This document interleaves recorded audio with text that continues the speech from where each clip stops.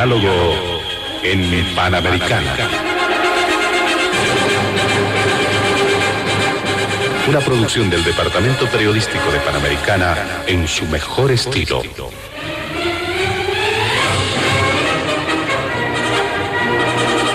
Entrevistas exclusivas sobre temas que crean expectativa general. Diálogo en Panamericana. Los sábados al mediodía y cada domingo a las 8 de la mañana. Y en trasnoche a las 24. Quedan ustedes con el staff de periodistas de Radio Panamericana.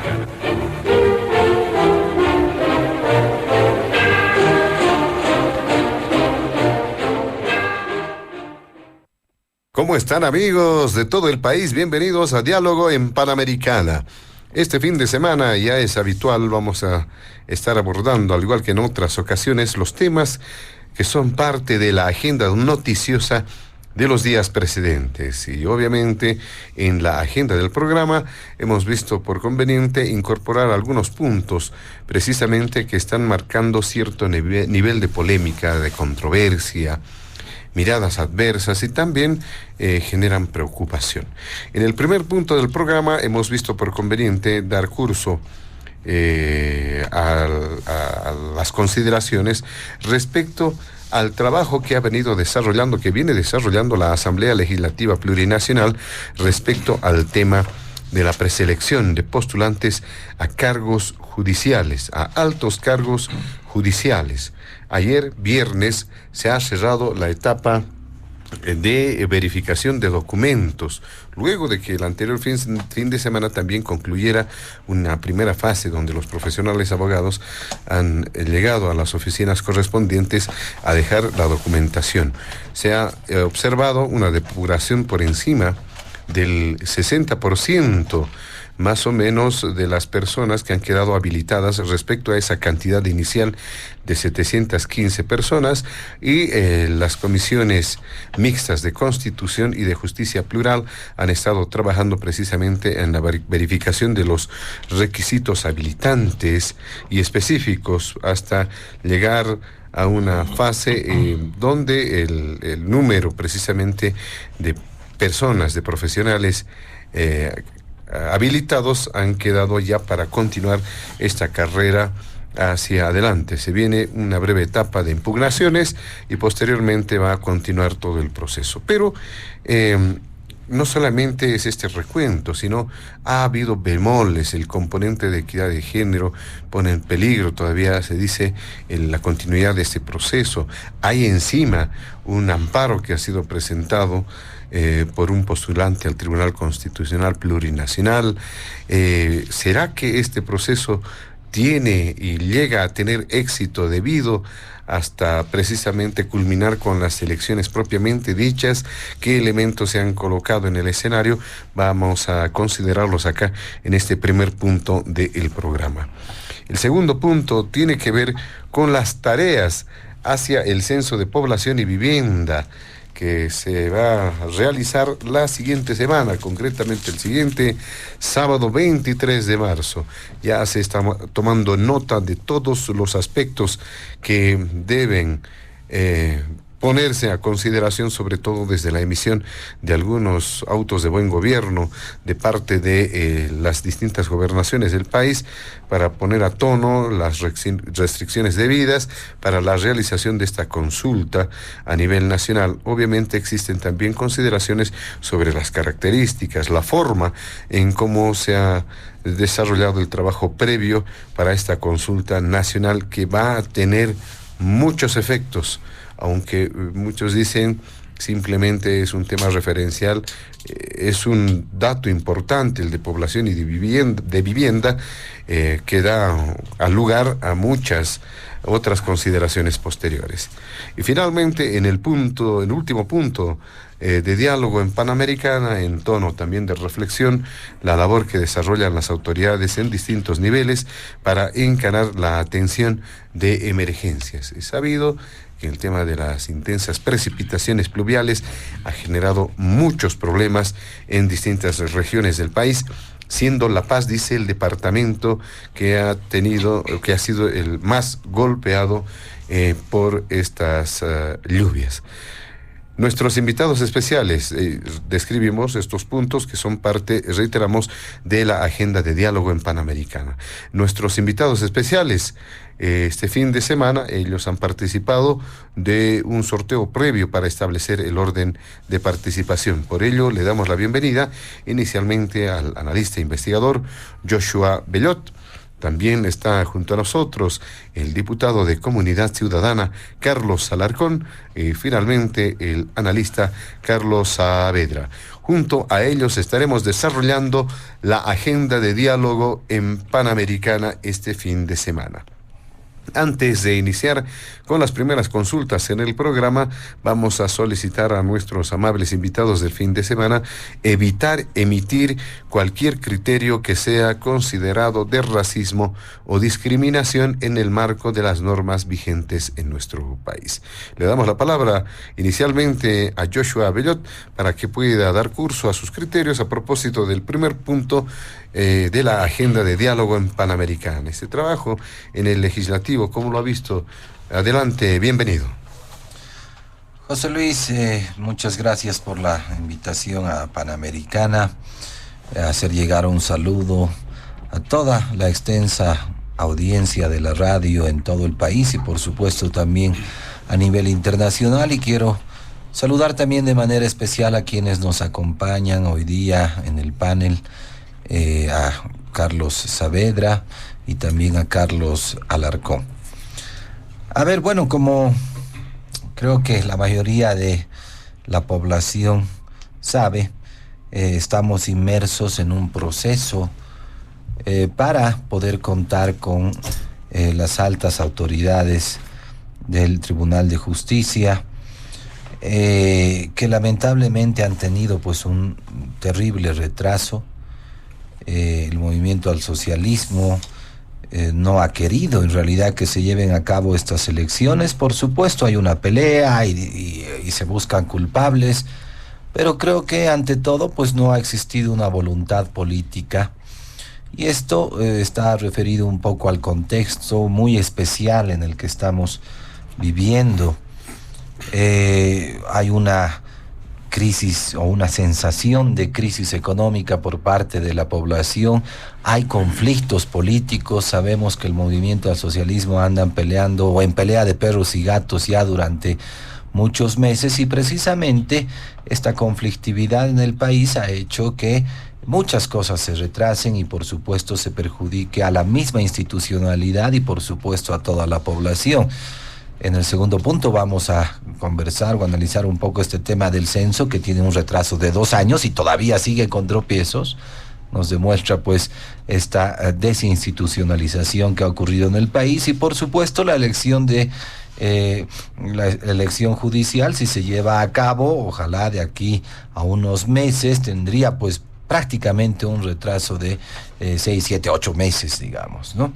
Y el gran problema en este momento son las violaciones que se han dado a la Constitución. Ya estamos acostumbrados, el movimiento al socialismo ha violado reiteradamente la Constitución política del Estado. Contamos en la actualidad con unos magistrados autoprorrogados, creo que es una cuestión muy sui generis, seguramente para apuntar dentro de la historia mundial, porque Bolivia realmente da muchas sorpresas. Pero bueno, también sé que estamos pues empantanados dentro del legislativo con varios temas, ¿no? Y la población en general pues no cree, y por supuesto he conversado con mucha gente al respecto, no cree que vayan a llevarse estas elecciones judiciales, porque además, dado el contexto de crisis que he descrito y toda esta conflictividad, pues sabemos también que lamentablemente las autoridades y las instituciones han perdido la credibilidad del pueblo, no hay confianza en el sistema y menos, por supuesto, en el sistema judicial. Y claro, pues lamentablemente todo esto puede desencadenar mayores problemas en el país. Los últimos días nos hemos enterado que los abogados pues han presentado sus papeles de acuerdo a la convocatoria, Y el último conflicto pues se dio por el hecho de que muchas o no se habían presentado el número de mujeres adecuado para cumplir con la Constitución, para cumplir con esa equidad de género. Y lamentablemente pues estábamos con estas discusiones, ¿no? Si sigue adelante por el número mínimo que se requiere para las postulaciones, o como dice también el reglamento, que tengo entendido, pues que si se supone que no se cumple con estas características, debería incluso pensarse en llamar a otra convocatoria. Yo creo que es una locura, porque creo que el pueblo está esperando nomás estas elecciones, pese a que sabemos que realmente no va a cambiar la justicia, pero por supuesto hay leyes, hay constitución y se debe nomás exigir el cumplimiento de las mismas. Entonces creo que digamos, por un lado, la parte técnica es, digamos, fácilmente solucionable. Algunos hablaban de postergar unos días para que mujeres e indígenas incluso puedan presentarse a esta convocatoria. Sin embargo, la voluntad política nos deja en incertidumbre. No sabemos cómo van a terminar las peleas del movimiento al socialismo. A propósito de eso, sabemos que sus jefes del comunismo internacional llegaron a Bolivia hace unos días. No sabemos qué instrucciones habrán dejado, porque claramente Bolivia no es soberana, siempre ha dependido de este grupo de Puebla, del comunismo internacional, y estamos pues a expensas de entender y sorprendernos seguramente de algunas instrucciones que han dado a las autoridades bolivianas. Lamentablemente, parte de la desinstitucionalización es este plan macabro del socialismo, que lo único que hace es controlar, digamos, a las instituciones, por supuesto a las autoridades, y ejercer a través de ellos el control sobre la población. ¿Por qué? Porque el fin último del sistema económico y político instaurado en el país es claramente la reproducción de poder. Y en la reproducción de poder, pues solo entran ellos y sus amigos, sus propios intereses, y nada tiene que hacer la población con esto. Al gobierno no le interesa la justicia, no le interesa la economía, eso debe quedar claro para todos. Lo único que les interesa es la reproducción de poder. Entonces, dado que ha habido algunos problemas con esta reproducción del poder entre las dos alas, el ala masista y el ala evista, pues en realidad el desenlace de esta elección dependerá mucho de cómo se pongan de acuerdo entre los del movimiento al socialismo, ya sea separados, ya sea juntos, pero por supuesto todo se hará según su conveniencia. Claro, el papel de la oposición es importante, tendrán que ser los veedores, tendrán que ser los fiscalizadores. Sabemos que los secuestran incluso en el Parlamento. Yo creo que hay que también valorar el trabajo que se está haciendo. Yo sé que es muy difícil, pero por supuesto también es su responsabilidad, no solo con su mismo partido, sino también con la población. Han sido elegidos para tratar de llevar al mejor puerto todo este tipo de actividades electorales que se dan en el país y por supuesto dar cumplimiento a la Constitución y a las leyes. Sin embargo, en este conflicto, en todos estos meses, nos hemos dado cuenta también, y la población se ha enterado, de algo que ya sabíamos, pero escucharlo de la propia voz de los masistas es, digamos, interesante y es importante, y es el hecho de que todas las autoridades que participaron en una anterior elección en realidad habían sido elegidas a dedo por el presidente. Por eso ya sabíamos que la justicia estaba totalmente cooptada, no hay ni por si acaso independencia del poder judicial, y claro, estas peleas y esta crisis ha permitido que toda la población se vaya enterando de eso. Entonces creo que habrá que intentar por lo menos darle continuidad a este proceso, habrá que seguir presionando también por esta violación a la Constitución por parte de los autoprorrogados. Si hay conflicto con las mujeres, habrá nomás que ampliar el plazo, decía, 1 o 2 semanas para que se presenten. Muchos parlamentarios decían, no hay problema, podemos prestar mujeres de La Paz, esta es una convocatoria nacional y no es regionalizada, pero imagínense, tantos años hemos peleado por la retardación de justicia y sobrecargar a las mujeres de La Paz con procesos del Beni, no sé, del Pando, pues si antes tardaban 3 años, seguro ahora van a tardar 5 o 6. Entonces es una locura lo que se está pretendiendo hacer para tratar de improvisar un poco y tratar de salvar la elección. Pero por todos estos conflictos es que realmente sabemos que la justicia ha estado mal durante muchos años, ¿no? Lamentablemente se han atrevido, como sabemos todos, hasta a interpretar un pacto internacional. O sea, realmente las órdenes de sus jefes ha sido lo más potente, no les ha interesado nada. Sabemos que estos magistrados también han habilitado a Evo Morales el 2014, ideándose pues que había una nueva constitución y estaban fundando un nuevo estado. Por supuesto, es un tamaño disparate lo que estoy diciendo, pero en los hechos se ha dado así. Después de eso sabemos que ha habido constantes violaciones, desinterpretación, o mejor dicho, lo que les importó muy poco lo que dijo la gente en el referéndum cuando se le dijo no a Evo Morales, después la interpretación de la reelección indefinida, lo cual nos hace ver que no hay límites, ¿no? Estos señores son capaces de cualquier cosa.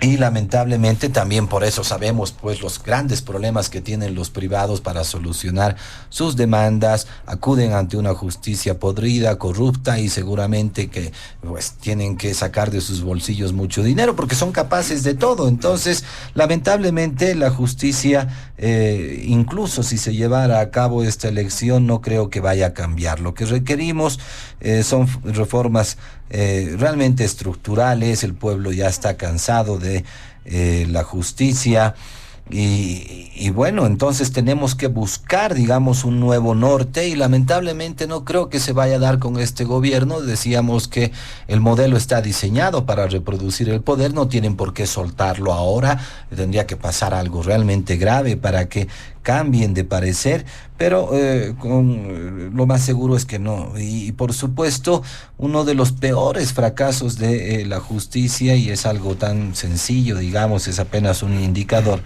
pero es el hecho de que por supuesto el sistema empieza a crear una sobrepoblación en las cárceles. Sabemos que 7 o casi 7 de cada 10 de los que están en la cárcel, de los que se encuentran en las cárceles, están con detención preventiva.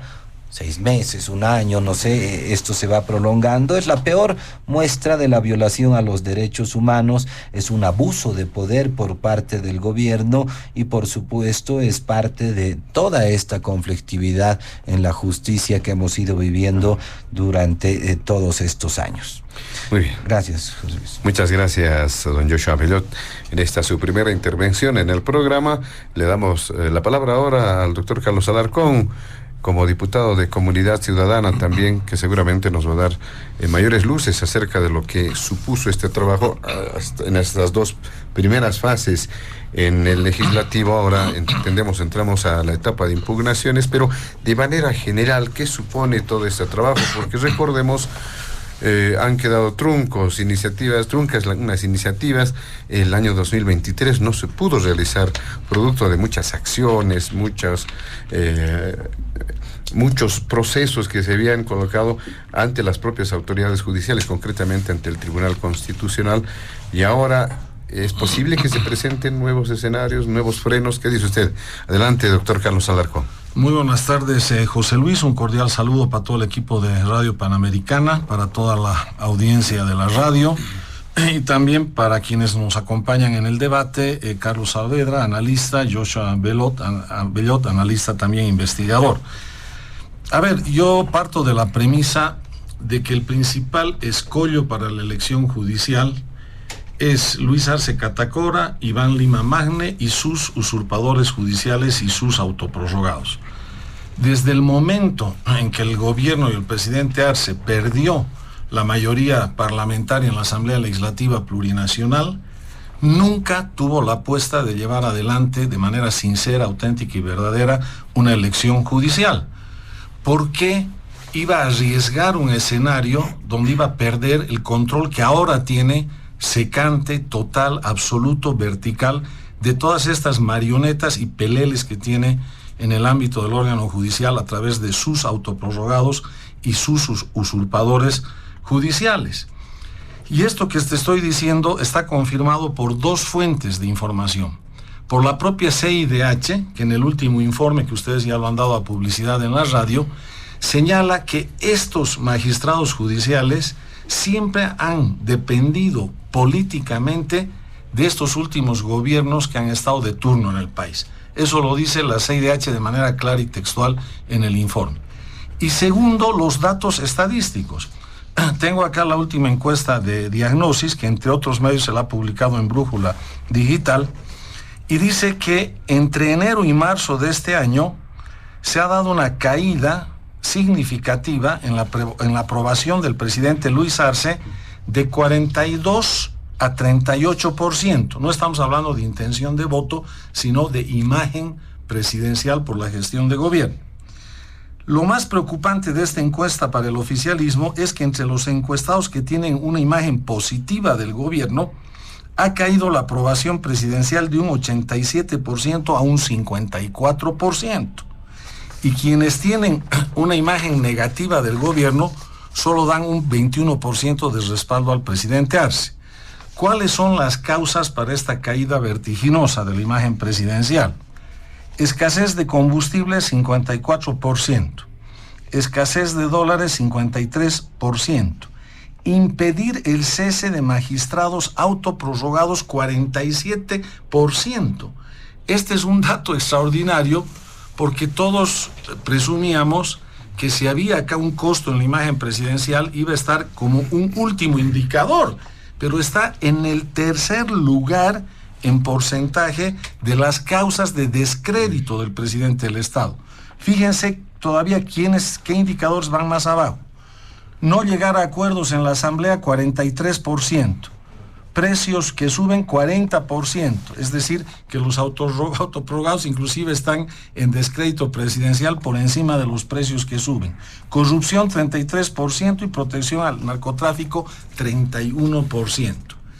Y la otra encuestadora, la encuestadora Captura y Consulting, en la última encuesta publicada en la revista Poder y Placer, señala 80% de los ciudadanos en las principales ciudades del país están contra la prórroga de los magistrados. En Santa Cruz llega el rechazo a los prorrogados al 82%. En La Paz llega al 81%, en El Alto llega al 77% y en Cochabamba llega al 77%. ¿Y quiénes son los únicos que salen pero a defender de manera recalcitrante, entusiasta y son capaces de dar la vida por los usurpadores judiciales y los autoprorrogados? Los ministros del presidente y sus legisladores de la bancada arcista, Jáuregui, Gers Mercado, Iván Lima, que yo los llamo la troika de los verdugos de la elección judicial. Entonces, ¿por qué es un gran escollo este? Porque además te aseguro que el ministro Lima los ha metido como kamikazes, o sea, como suicidas electorales y como terroristas del proceso de elección judicial a esos 6 autoprorrogados que se han presentado. ¿Quién va a creer que con este nivel de rechazo del 80% van a pensar que van a ganar el voto, ¿no? El voto frente a otro candidato que no tenga esa imagen de descrédito, frente a otro candidato judicial. Entonces, obviamente, Lima los ha metido a estos kamikaze para enlodar, para deslegitimar la elección judicial como una bomba, digamos, de tiempo para hacer fracasar el proceso de la elección judicial. Y todo lo que hace el gobierno son simulaciones. Hace gran show, parafernalia, cuando está promulgando la ley de convocatoria de elecciones para disimular y hacer creer al ciudadano que le interesa la elección judicial, cuando no le interesa ni la elección judicial y mucho menos la reforma constitucional al sistema de justicia.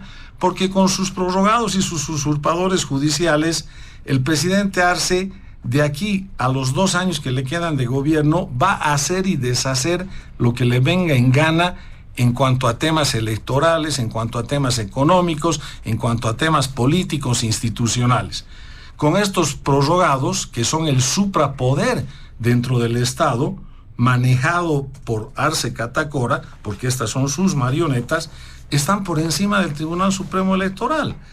Van a anularte cualquier candidatura que no sea funcional de la oposición y que le haga sombra a Luis Arce, a través de la cárcel o a través de la inhabilitación electoral. ¿Quién define eso? Tribunal Constitucional en última instancia y Tribunal Supremo de Justicia. Tribunal Constitucional que se pone por encima del Tribunal Supremo Electoral a través de consultas, amparos, recursos, cualquier tipo de procedimiento. Entonces, de esa manera, Luis Arce consigue con estos usurpadores judiciales bloquear, anular, desplazar a la Asamblea Legislativa. Ya prácticamente lo ha anulado al órgano judicial porque está impidiendo su renovación, de acuerdo a lo que exige y manda la Constitución. Entonces el que se queda como el único dueño y con el poder absoluto dentro del Estado es Luis Arce y su gobierno. Ahora, ¿llegará a obtener este resultado en lo que le queda de la gestión de gobierno? Ese es un tema que es un interrogante, pero el objetivo está clarísimo. Y fíjense que el ministro Lima, que no tiene nada que ver con la Asamblea, se convierte en el mayor vocero entrometido del tema de las elecciones judiciales. Él empieza a mandar, el gran torpedo en la línea de flotación de la elección, estos kamikaze y autoprorrogados usurpadores judiciales que se han presentado para enlodar la elección judicial. Entonces se suma esto los pequeños torpedos que va lanzando Lima cada día. Ahora se saca el invento del tema de la equidad de género, ¿no? Haciendo creer como si la equidad de género en una elección judicial funcionaría igual que en una elección general para diputados y senadores, cuando es absolutamente diferente. En una elección judicial las postulaciones son individuales. Tú no puedes ir a ponerle un revólver en la cabeza a las mujeres o a los hombres para que se presenten, obligarlos y para que haya equidad de género. O sea, ese es un tema que lo maneja libremente cada ciudadano, sea hombre o mujer u hombre, en la medida en que desee presentarse. Y lo propio en cuanto al resultado después de la fase de preselección. Cuando van a la papeleta de votación, en la última elección, no es que han habido 2 votos, uno para la lista de mujeres y otro para la lista de hombres. Ha habido un solo voto para una sola papeleta donde están mezclados hombres y mujeres. Y no puedes ir con un revólver al ciudadano y decirle, para que haya equidad de género, te obligo a que votes o por más mujeres en este caso o por más hombres según la cantidad de habilitados por sus méritos. Y tan así que en el Tribunal Supremo de Justicia la mayoría de los titulares por el voto del ciudadano ha sido hombres. Y ahí han ido como equidad de género en algunos cargos suplentes, la mayoría de las mujeres y una que otra mujer en el cargo de titular. ¿Eso qué te está diciendo? Te está diciendo que la equidad de género juega no a nivel de la circunscripción departamental que se elige a cada candidato, juega por órgano como está en la ley.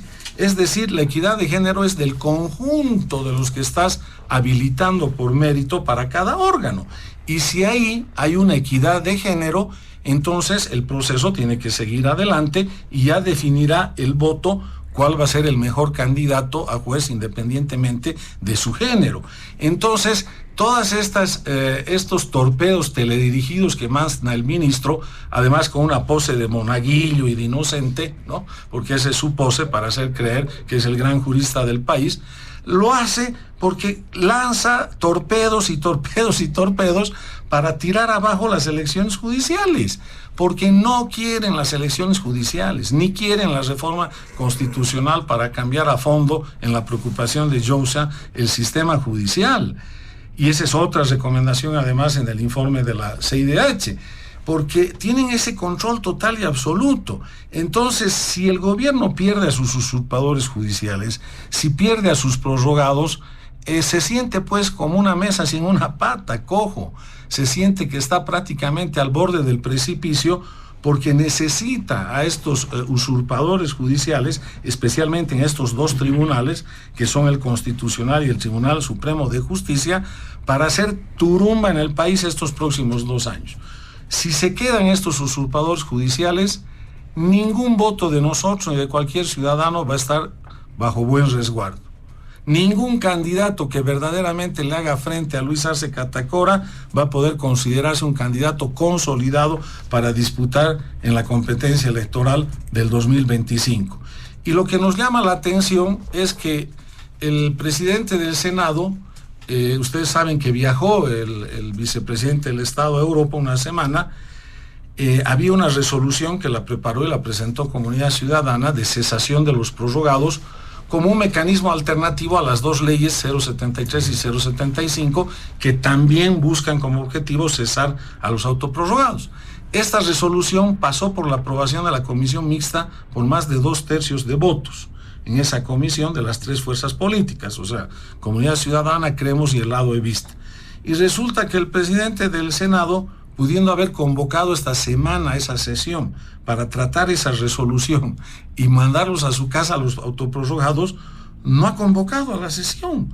Es decir, el único acto importante que hubiera podido tener, porque no creo que tenga otra oportunidad, donde Choquehuanca viaje una semana para ejercer las funciones de presidente en ejercicio de la Asamblea Legislativa Plurinacional y coronar esta su presidencia aprobando, inclusive por más de 2/3, una resolución de cesación de los autoprorrogados, se duerme en sus laureles Andrónico Rodríguez y no convoca la sesión. ¿Voluntariamente Pero, o un error?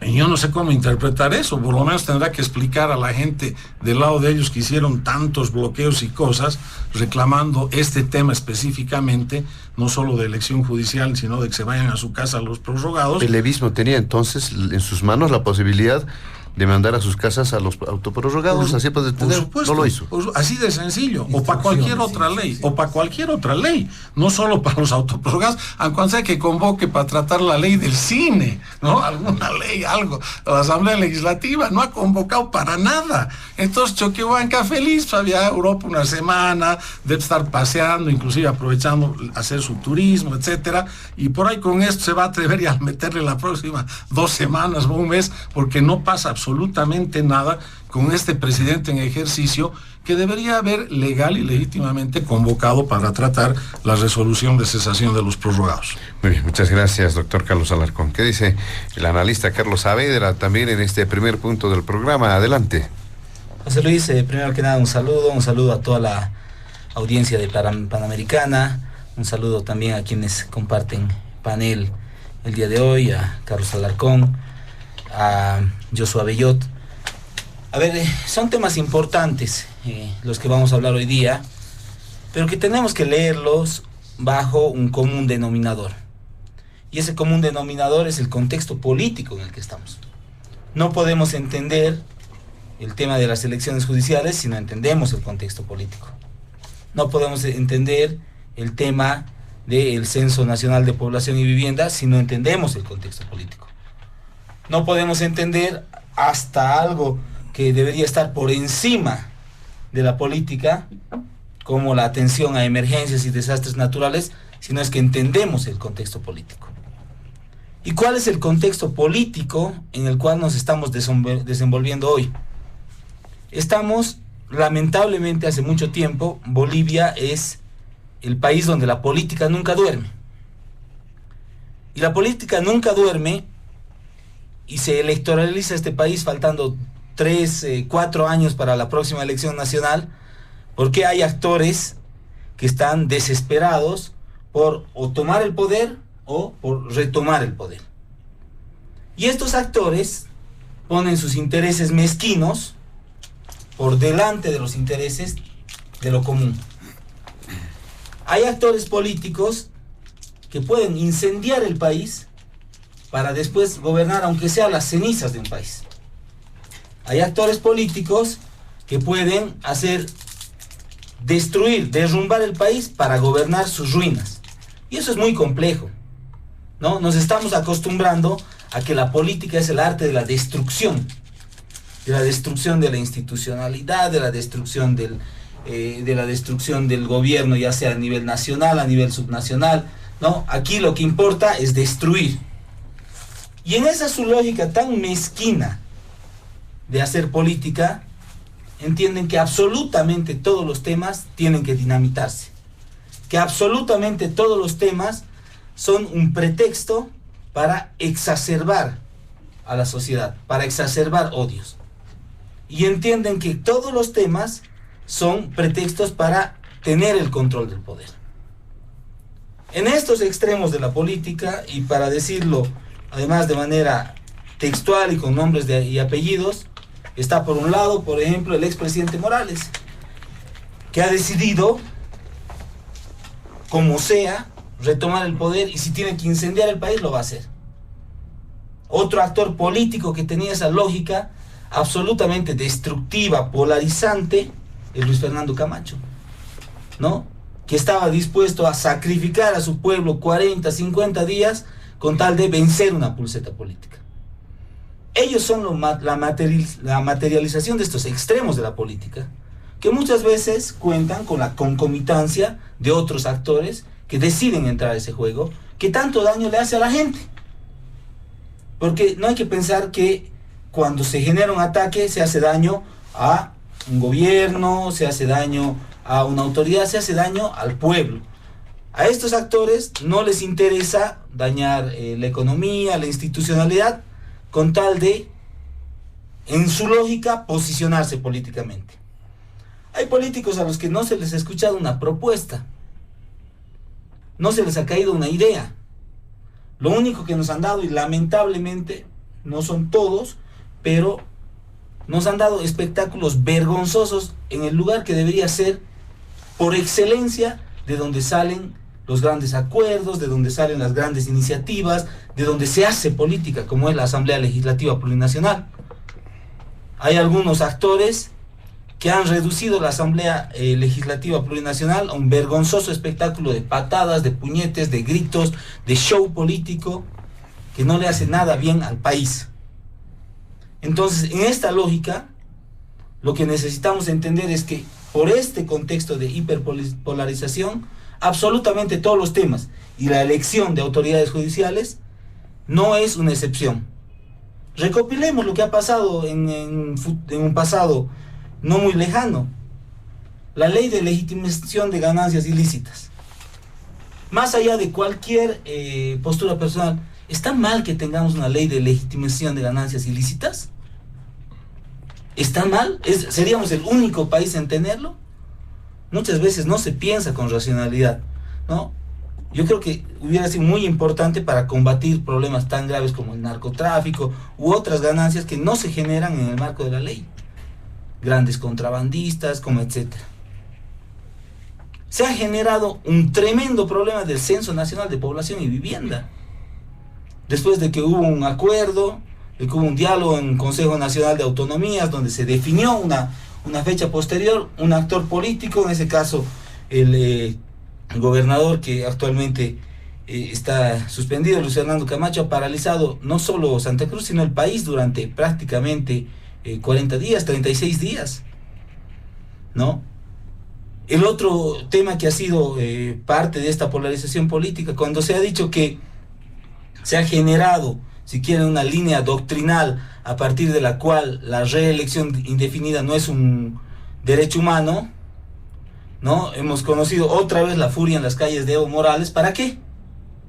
Para bloquear el país, para generar daño económico. Y exactamente lo mismo ha pasado en el tema de la reforma de la justicia. Hay algo que está claro: se tiene que cumplir la Constitución. La Constitución dice que tiene que haber elecciones judiciales. Ahora, de ahí a que eso sea el problema, esa sea la forma de resolver el problema de la justicia, dista mucho, ¿no? Y hemos tenido elecciones, hemos tenido autoridades electas en la justicia. Y yo quiero preguntar, ¿se ha solucionado el problema de la justicia? Para nada, para absolutamente nada se ha solucionado ese problema. No, el voto no ha sido la garantía de reformar la justicia, que ahí tenemos que pensar cuál es la forma en la que se tiene que transformar la justicia. Pero definitivamente la elección judicial no ha sido la solución, y este es un tema mucho más profundo. Seguramente hay quienes añoran pues la época donde entre 4, 5, 6 partidos o uno se defina quiénes eran los jueces y que se partan el poder judicial como si fuera un botín. Y eso no es correcto. Por eso yo comparto, tiene que haber una elección judicial, pero tenemos que pensar una reforma a la justicia, que eso es más urgente, que eso es más profundo, que eso es más necesario. Porque lamentablemente los próximos que puedas elegir van a ser parte de exactamente el mismo problema. Y van a querer ser cooptados por el poder político de turno. Entonces la gran tarea, más allá de la elección, que además se debe cumplir la Constitución, es pensar una reforma profunda a la justicia. Ahora, ¿cuánto tiempo se ha retardado la elección de la justicia? Y ahí hay que ser claros. El pasado año, la Asamblea Legislativa Plurinacional no tuvo la capacidad de construir un acuerdo para lanzar una convocatoria que cumpla con todas las condiciones y viabilice lo que ya tenía por mandato constitucional hacer. Como se dice coloquialmente, no han hecho tarea, no han hecho su pega. Nosotros teníamos que tener magistrados electos, teníamos que tener Tribunal Agroambiental electo, teníamos que tener Consejo de la Magistratura electo, ya hasta finales del pasado año, del 2023. Pero no se hizo, pues. No se cumplió. Y ahí responsabilidad de todos, de todas las fuerzas políticas, que no han sabido mantener o no han sabido construir un consenso mínimo para que se cumpla la Constitución. Y es que no se han enterado 2 o 3 semanas antes de que tenía que haber elecciones judiciales. Desde que asumieron el cargo sabían hasta cuándo duraban estos señores. Ahora, ante eso, ¿qué había que hacer? Ya está, pues no hubo elecciones judiciales. Después ya un poco por la presión de la gente, por la presión de los medios, se tuvo que construir un acuerdo, y ahora creo que es fundamental que se garantice la elección de las autoridades judiciales. Es fundamental que se pueda cumplir con la Constitución. Los tiempos corren, ¿no? Los tiempos corren, ya hay una ley y ahora lo que queda es cumplirla. Y ahí comparto con Joshua, si hay que ver alguna alternativa para que este tema de la equidad de género, que para mí es importante, aunque esta elección también comparto que tiene sus particularidades con Carlos, tiene nomás que generarse ciertos acuerdos políticos para que se cumpla la ley. Este año tenemos que elegir, y no hay mucho tiempo, ojo, ¿no? Tenemos que elegir a nuestras autoridades judiciales. Y para eso tenemos que pedir que nuestro ente legislativo se ponga los pantalones largos. Nuestro ente legislativo, en vez de estar pensando en pactos para dinamitar el país, en vez de estar pensando en pactos para generar incertidumbre, generar zozobra, cumpla pues con su tarea. Garantice el cronograma que tiene, ¿no?, en ambas cámaras, y que pueda rápidamente preseleccionar los candidatos para el órgano judicial, para el Tribunal Constitucional Plurinacional, y pueda rápidamente decirnos: estos son los candidatos habilitados. Y a partir de eso ya le quedará la tarea al Tribunal Supremo Electoral de materializar esto. Pero el mensaje es aquí: no puede la polarización política o el interés de un político o del otro, ¿no?, además porque piensa que es su mejor campaña electoral. Yo le digo una cosa, ¿no? El más damnificado de los bloqueos que se hicieron en los pasados meses ha sido el mismo Evo Morales, que yo creo que ha sepultado sus posibilidades de reproducir el poder. El que piensa que polarizando, que radicalizando la sociedad, que destruyendo la institucionalidad va a triunfar, se está equivocando de cabo a rabo. En política se tiene que conquistar al pueblo, ¿no? Pero es tan mediocre la política en Bolivia que pensamos que hacer política es destruir al otro. Muy bien, vamos a hacer brevemente una pequeñísima ronda en este primer punto para posteriormente pasar al segundo, que entendemos también es de suma importancia. Si tiene algunas puntualizaciones, consideraciones, don Joshua Bellote, en este primer punto. Sí, gracias, José Luis. Tomo las palabras de Carlos Saavedra en el sentido de que la política muchas veces lo que hace es destruir, ¿no? Y el modelo político instaurado por el movimiento socialismo desde el 2006 es un modelo destructor. Ha desinstitucionalizado todo el país, ha cooptado todos los poderes del Estado, ha destruido la economía, ha deteriorado en general las condiciones económicas de las familias, porque los sueldos ya no compran lo que compraban antes. Nos ha dejado sin dólares, nos ha dejado sin reservas internacionales netas. Podemos seguir mencionando miles de cosas, porque realmente Arce pues apoyaba incluso la violación a la Constitución de su jefe, ¿no? Entonces eso debemos decirlo con toda claridad. Ahora dicen que quieren cumplir la Constitución, cuando ya la credibilidad de las instituciones y las autoridades se ha perdido por completo. Nos mencionaba de una ley de legitimación de ganancias ilícitas. ¿Seremos locos los bolivianos para confiar en este gobierno y en esta justicia, para darles el arma y el instrumento para que nos encarcelen en un día? Yo creo que ningún boliviano es tan tonto, ¿no? Por supuesto que tiene que haber una ley de legitimación de ganancias ilícitas, pero no con este gobierno. Por Dios, nos vamos a ir todos a la cárcel y por cualquier cosa. Entonces el gran problema, y lo decía también hace rato, es precisamente esa credibilidad. Hemos perdido la confianza en el sistema, por eso tampoco se han presentado muchos, aunque dicen que son 700, pero pues con un sistema podrido, no sabes si va a haber realmente la elección, entonces es muy, muy difícil hacerlo, ¿no? Y claro, uno de los grandes problemas de la justicia se ve ahora en la preselección, es la meritocracia, ¿no? ¿Cómo solucionamos el problema de la meritocracia? Muchos dicen tienen que hacer calificar a otros, que el Parlamento no puede, que esto es político. Y en la misma justicia sabemos pues que ahora hay abogados y jueces que no tienen idea del derecho. Los que reniegan, por supuesto, son los abogados litigantes que realmente ven cómo han puesto a cualquiera en estos cargos, porque no les interesa pues la persona, les interesa que hagan caso, que sigan las instrucciones, y esa es la justicia. Entonces, para pensar en una nueva justicia, nosotros deberíamos pensar en meritocracia, deberíamos pensar en eficiencia y por supuesto deberíamos pensar en independencia del poder. Miren estos tres elementos que son sumamente importantes. La meritocracia, pues yo estaba pensando y hablando con muchos abogados, por supuesto no es mi especialidad, pero siempre me ha preocupado el hecho de que se podría pensar en un escalafón de los abogados, ¿no? En otros países pues hay abogados como de categoría A, B, C, D, así de acuerdo a los méritos, de acuerdo a la experiencia y todo esto. Y claro, yo decía, ¿cómo hacemos además que eso sea totalmente independiente del poder?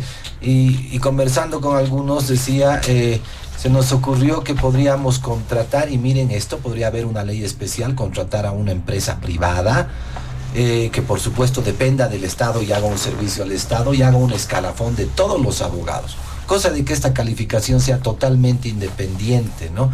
Y para las elecciones judiciales, pues podríamos pensar en que los abogados de categoría A, B y C, digamos, puedan ser los únicos que puedan ser seleccionados. Y miren, con esta política hemos retirado la política de precisamente esta calificación de méritos, crearíamos un ambiente de competencia entre los mismos abogados para que realmente tengan los méritos, tengan los estudios y estén todo el tiempo calificados por el trabajo que hacen. Entonces creo que esa podría ser una buena opción. Habría que respetar también o volver a respetar la carrera judicial, me parece algo importante. El movimiento del socialismo ha desinstitucionalizado todo y no le ha interesado la carrera judicial, que es importante porque nos asegura por lo menos la experiencia de estos abogados que ingresan a ciertos cargos.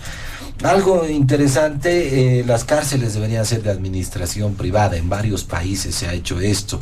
Hace rato decía que 6 o casi 7 de cada personas que se encuentran en la cárcel están detenidos preventivamente. No es posible pues que se acepte a tantas personas. Decíamos, es una violación a los derechos humanos, es un abuso de poder, pero si las cárceles fueran privadas, pues esto podría cambiar un poco, se podría cambiar esta situación, pero además, como en otros países, un amigo me comentaba que los reos, por ejemplo, para los que ingresaban a la cárcel tenían que pedalear unas bicicletas para crear electricidad.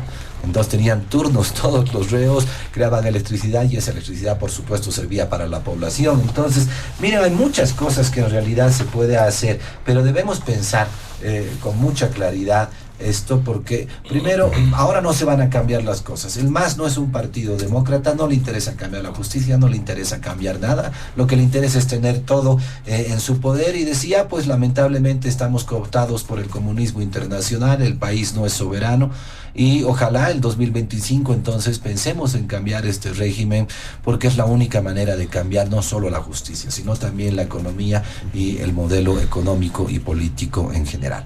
Muchas gracias, don Joshua Bellot. ¿Qué dice el doctor Carlos Alarcón también, cerrando este primer punto, sus puntualizaciones? Gracias, José Luis. Es importante hacer un breve recuento histórico, porque muchas cosas se dicen a la ligera y de memoria y no son datos informativos correctos. ¿Qué pasó con este gobierno aproximadamente a los 2 meses que llegó al poder? Estamos hablando de fines del año 2020. El ministro de Justicia, con bombos y platillos, conformó una comisión de notables a la cabeza del expresidente Rodríguez Belcé para hacer la gran reforma constitucional al sistema judicial. ¿Se acuerdan? Es un tema que ya nos hemos algunos olvidado. Y este ejercicio no duró más de un mes, mes y medio, porque ni siquiera los despidió con una carta de cordialidad, lo dejó varado a Rodríguez Belcé y a los otros notables.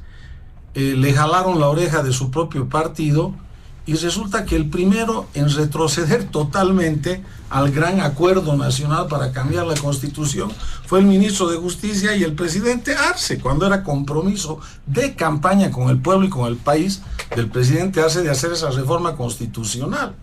Y eso resultó un total y rotundo fracaso, porque dijeron: no, nos olvidamos de la reforma constitucional al sistema judicial, que era la medida de fondo, y vamos nomás por las elecciones.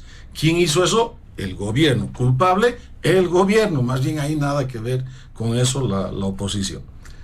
Después, cuando entramos al proceso de elecciones judiciales, le presenta Carlos Mesa al país y firmamos esa ley de garantías para las elecciones judiciales 2023, porque estábamos convencidos que se necesitaba una ley.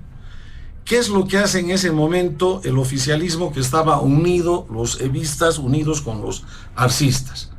Agarran y dicen: no, ni hablar de ley. ¿Para qué ley? Tiene que ser una convocatoria con reglamento. Bueno, al final, si ustedes insisten, tienen la mayoría, no vamos a poder ganar los votos para la ley, trasladaremos las garantías de la ley, que las propusimos al país, al reglamento. Yo estaba en ese momento en la Comisión Mixta de Constitución, ahora no estoy porque me han acusado los arcistas de que yo estoy queriendo repartirme los cargos judiciales en ser preferible a la Comisión de Relaciones Internacionales, pero en ese momento estaba en la Comisión de Constitución y logramos hacer un preacuerdo en el reglamento para trasladar las principales garantías de la ley que propusimos como Comunidad Ciudadana al reglamento. Comisión Mixta, por unanimidad, de acuerdo, incluido Jáuregui, Patricia Arce, Tatiana Áñez de CREMS, etc., de todas las fuerzas políticas. Unanimidad ahí del preacuerdo, trasladando las garantías. Los vamos a consultar a cada bancada de los partidos políticos. Comunidad Ciudadana la aprueba por unanimidad el preacuerdo. Vamos a recibir la respuesta del MAS. No estamos de acuerdo con el preacuerdo y vamos a mantener nomás el reglamento como le da la gana, imponerlo al MAS en el Parlamento.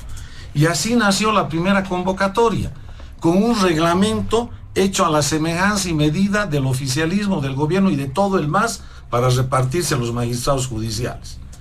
Resulta que en el camino de ese reglamento y de esa convocatoria se generan las peleas internas dentro de la asamblea y fuera de la asamblea del oficialismo, entre vistas y arcistas.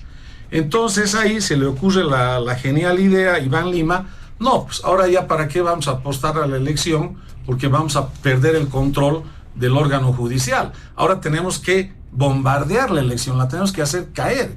Y el plan que nace desde ese momento es: los haremos autoprorrogar a estos nuestros títeres, nuestras marionetas, y ellos mismos la van a hacer caer la elección judicial con decisiones del Tribunal Constitucional. ¿Qué es lo que pasó? Entonces resulta que aparece un señor que ni siquiera era postulante en el Beni, ¿no? Presenta un amparo en una sala constitucional, y la sala constitucional dice: está afectada la libertad de expresión de este postulante se anula la primera convocatoria. Todos sorprendidos. Bueno, o sea, en un amparo anulando un reglamento que tiene casi el valor de una ley. Bueno, después hacen modificaciones sin aceptar las propuestas de la oposición, unilateralmente también el oficialismo, y saca la segunda convocatoria y empeoran las reglas de juego a favor de torcer el proceso para beneficiarse el gobierno y los oficialistas. Y sale peor las modificaciones de la segunda convocatoria. Y cuando van los recursos para decidir la segunda convocatoria, el Tribunal Constitucional empieza a hacer observaciones por goteo y se toma una eternidad de tiempo y nos lleva hasta finales de diciembre, donde recién ahí saca la declaración 49, que había sido tema menor las observaciones que hacía el proyecto de ley 144, porque metieron de contrabando el autoprorrogazo al numeral 4, que eso era lo que le interesaba al gobierno de Arce, al ministro Lima y a sus autoprorrogados. Entonces no es que ha habido esfuerzos de la Asamblea, han sido 2 convocatorias.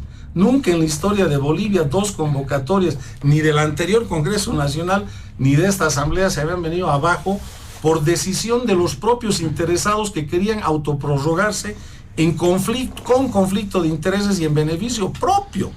Eso no se ha visto en pocos países del mundo, se ha visto semejante cosa, que los mismos que están de salida por constitución, porque solo tenían 6 años y ni un minuto más, decidan de contrabando sin competencia meter en una consulta, en la respuesta a una consulta de una ley, su autoprórroga. Porque ese era el plan y sigue siendo el plan del gobierno.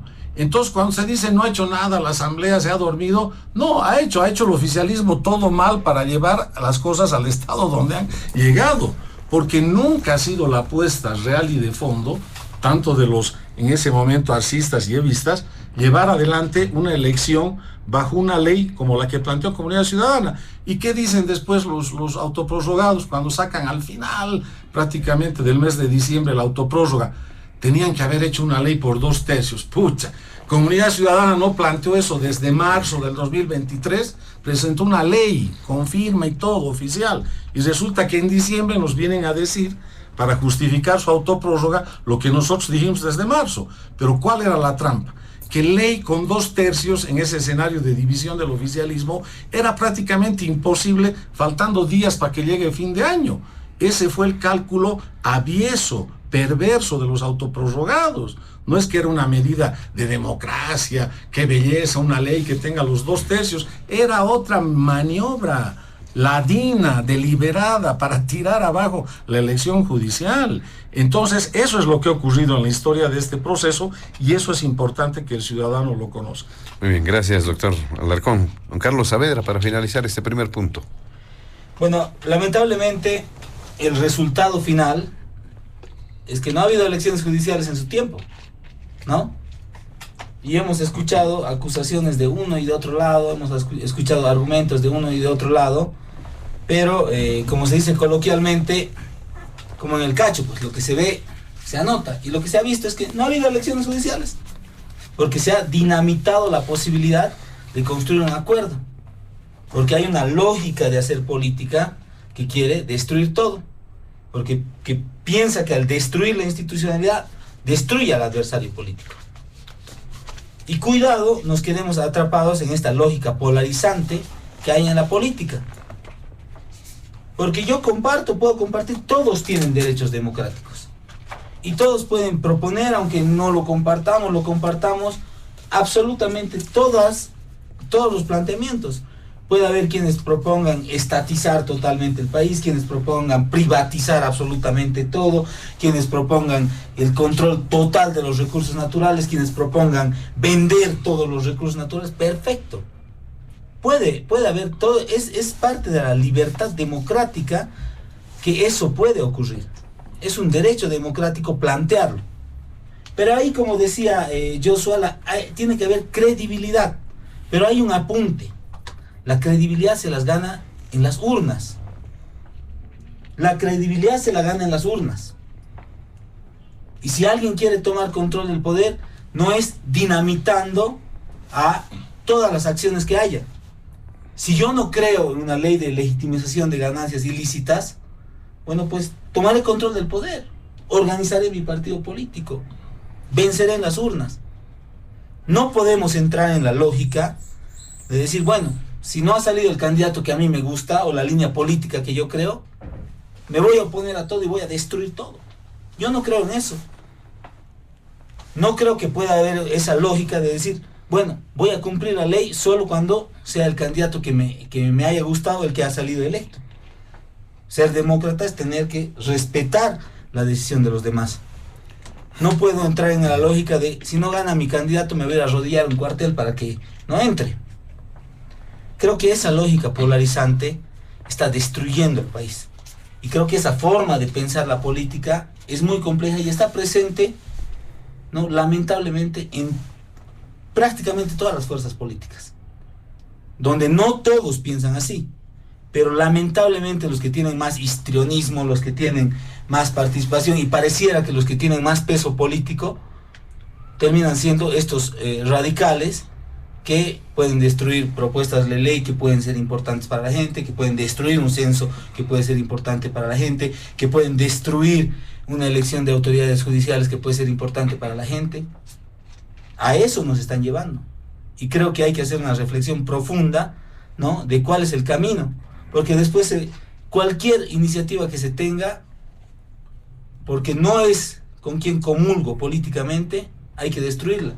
Yo creo que hay un problema grave en la concepción de nuestra política, que además debe retornar, que es la lógica de construir consensos.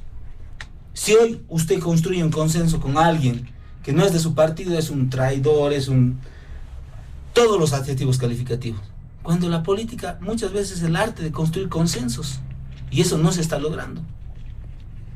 La política es el arte de también entender que alguien, por más que esté en las antípodas del pensamiento de lo que yo creo, puede tener un acuerdo mínimo de convivencia para que una sociedad no se vaya al tacho.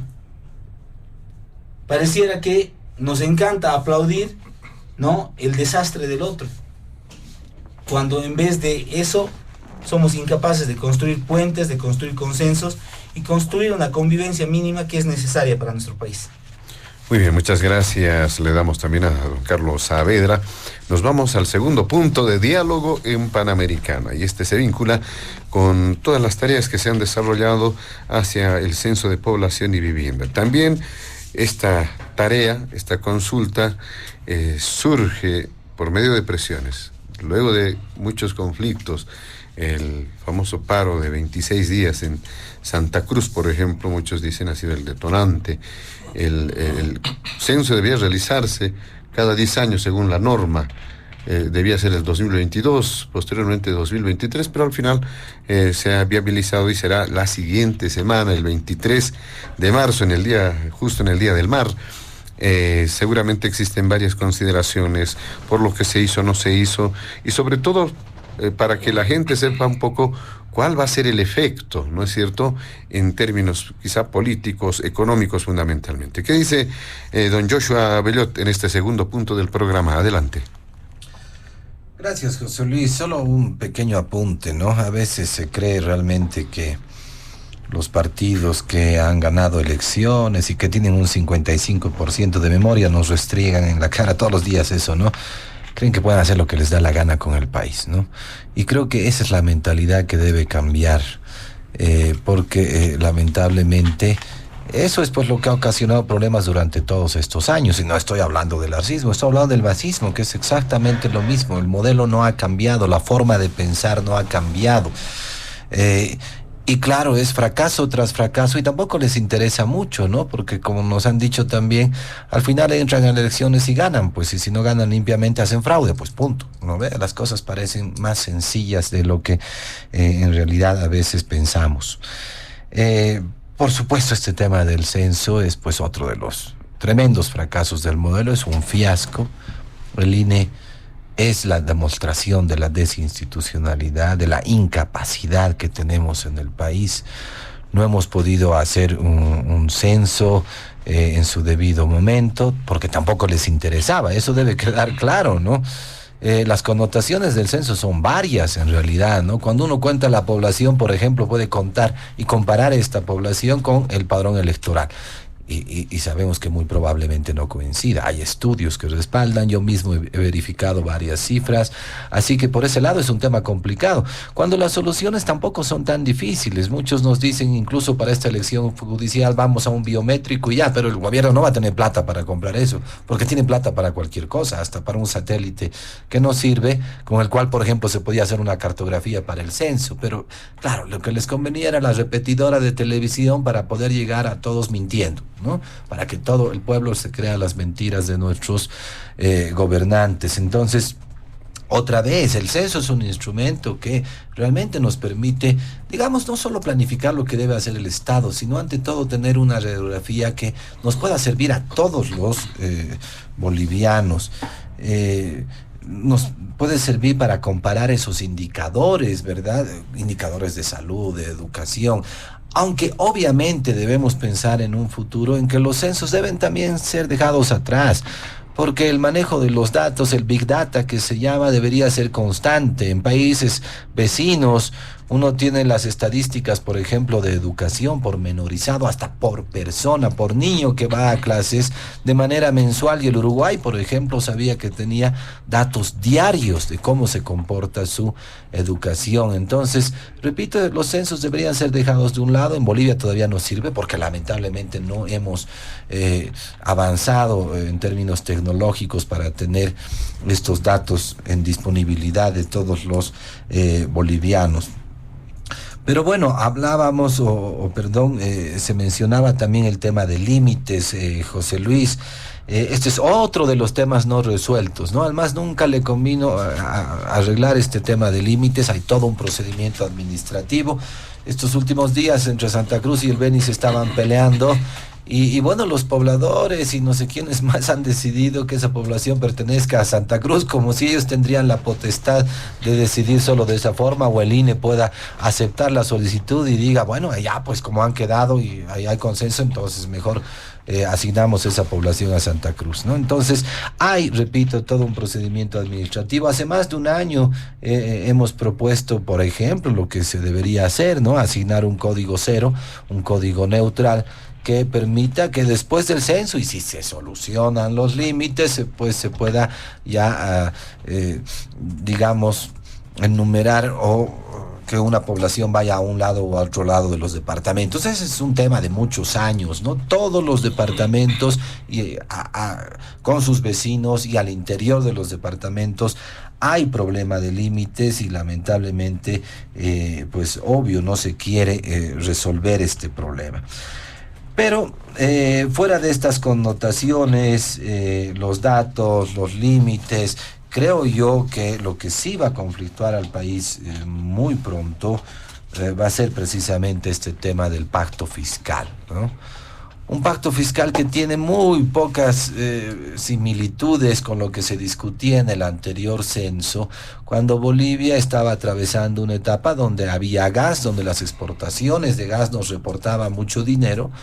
Y pues había que pensar en serio en invertir y reproducir la riqueza del país. Por supuesto se pensó todo lo contrario, por eso estamos viviendo esta crisis, por eso otra vez se ha terminado el gas, por eso no tenemos dólares y muchos otros problemas. Yo quiero referirme un poquito a este punto porque con claridad quiero mostrar a la población de que cuando se termine el censo se tiene que hablar de este tema y se va a hablar entonces de esta distribución a las regiones. Una distribución que ha sido totalmente asimétrica, con un gobierno que ha derrochado y despilfarrado los recursos de todos los bolivianos. Miren, yo en las últimas semanas he estado dando algunas cifras solo para que se den cuenta de la magnitud del derroche por parte de este gobierno.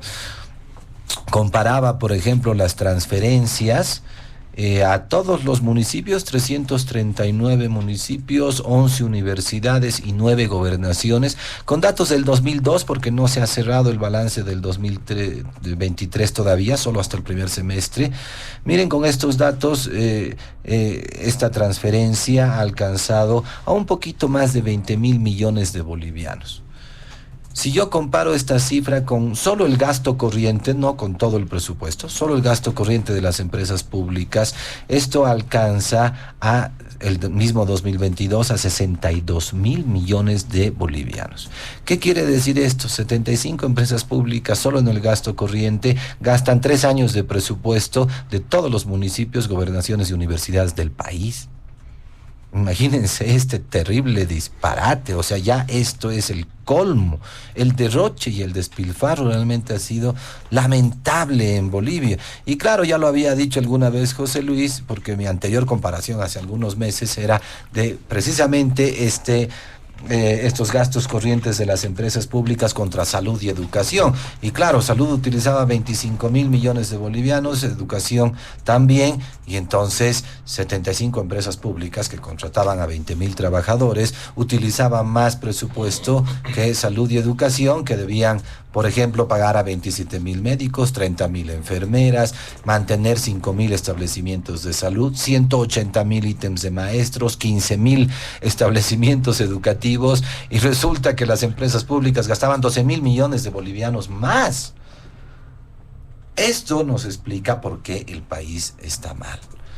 Y por supuesto, como consecuencia de este censo, que ojalá se lleve a cabo y se lleve bien, pues deberíamos discutir precisamente estos problemas. Debemos cambiar estructuralmente Bolivia porque este modelo no funciona.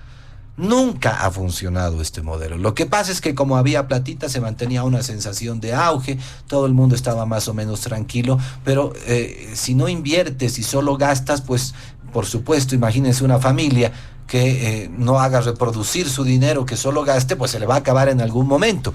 Eso es obvio, igual que se ha acabado el gas. Entonces no podemos pues permitir que esto siga ocurriendo, porque muy probablemente si todo sigue igual y si se profundiza este modelo, vamos a entrar en una inestabilidad que va a afectar por supuesto a los más pobres. Entonces, eso por un lado. O sea, se debe discutir este pacto fiscal, o como propuesta decía, el gobierno central se queda con el 75% de los fondos de coparticipación tributaria, reparte a los municipios 20% y a las universidades 5%. Esto se debería revertir porque debemos realmente demostrar que hay autonomías en el país. Se debería repartir 75% de la coparticipación tributaria a los municipios. El gobierno central se debería quedar con 20% y se debería mantener 5% para las universidades.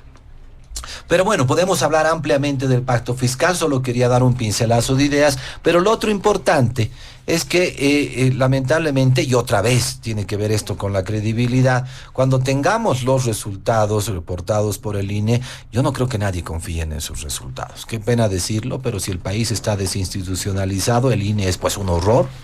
Y claro, el INE también está al servicio del poder central, por supuesto, obedece a esos intereses, y incluso se dio esta discusión, ¿verdad? Con lápiz o sin lápiz se llena la boleta censal. El gobierno ha sacado una propaganda exclusiva para decir que es con lápiz como se hace en los otros países, pero probablemente en los otros países hay institucionalidad, haya respeto, haya moral.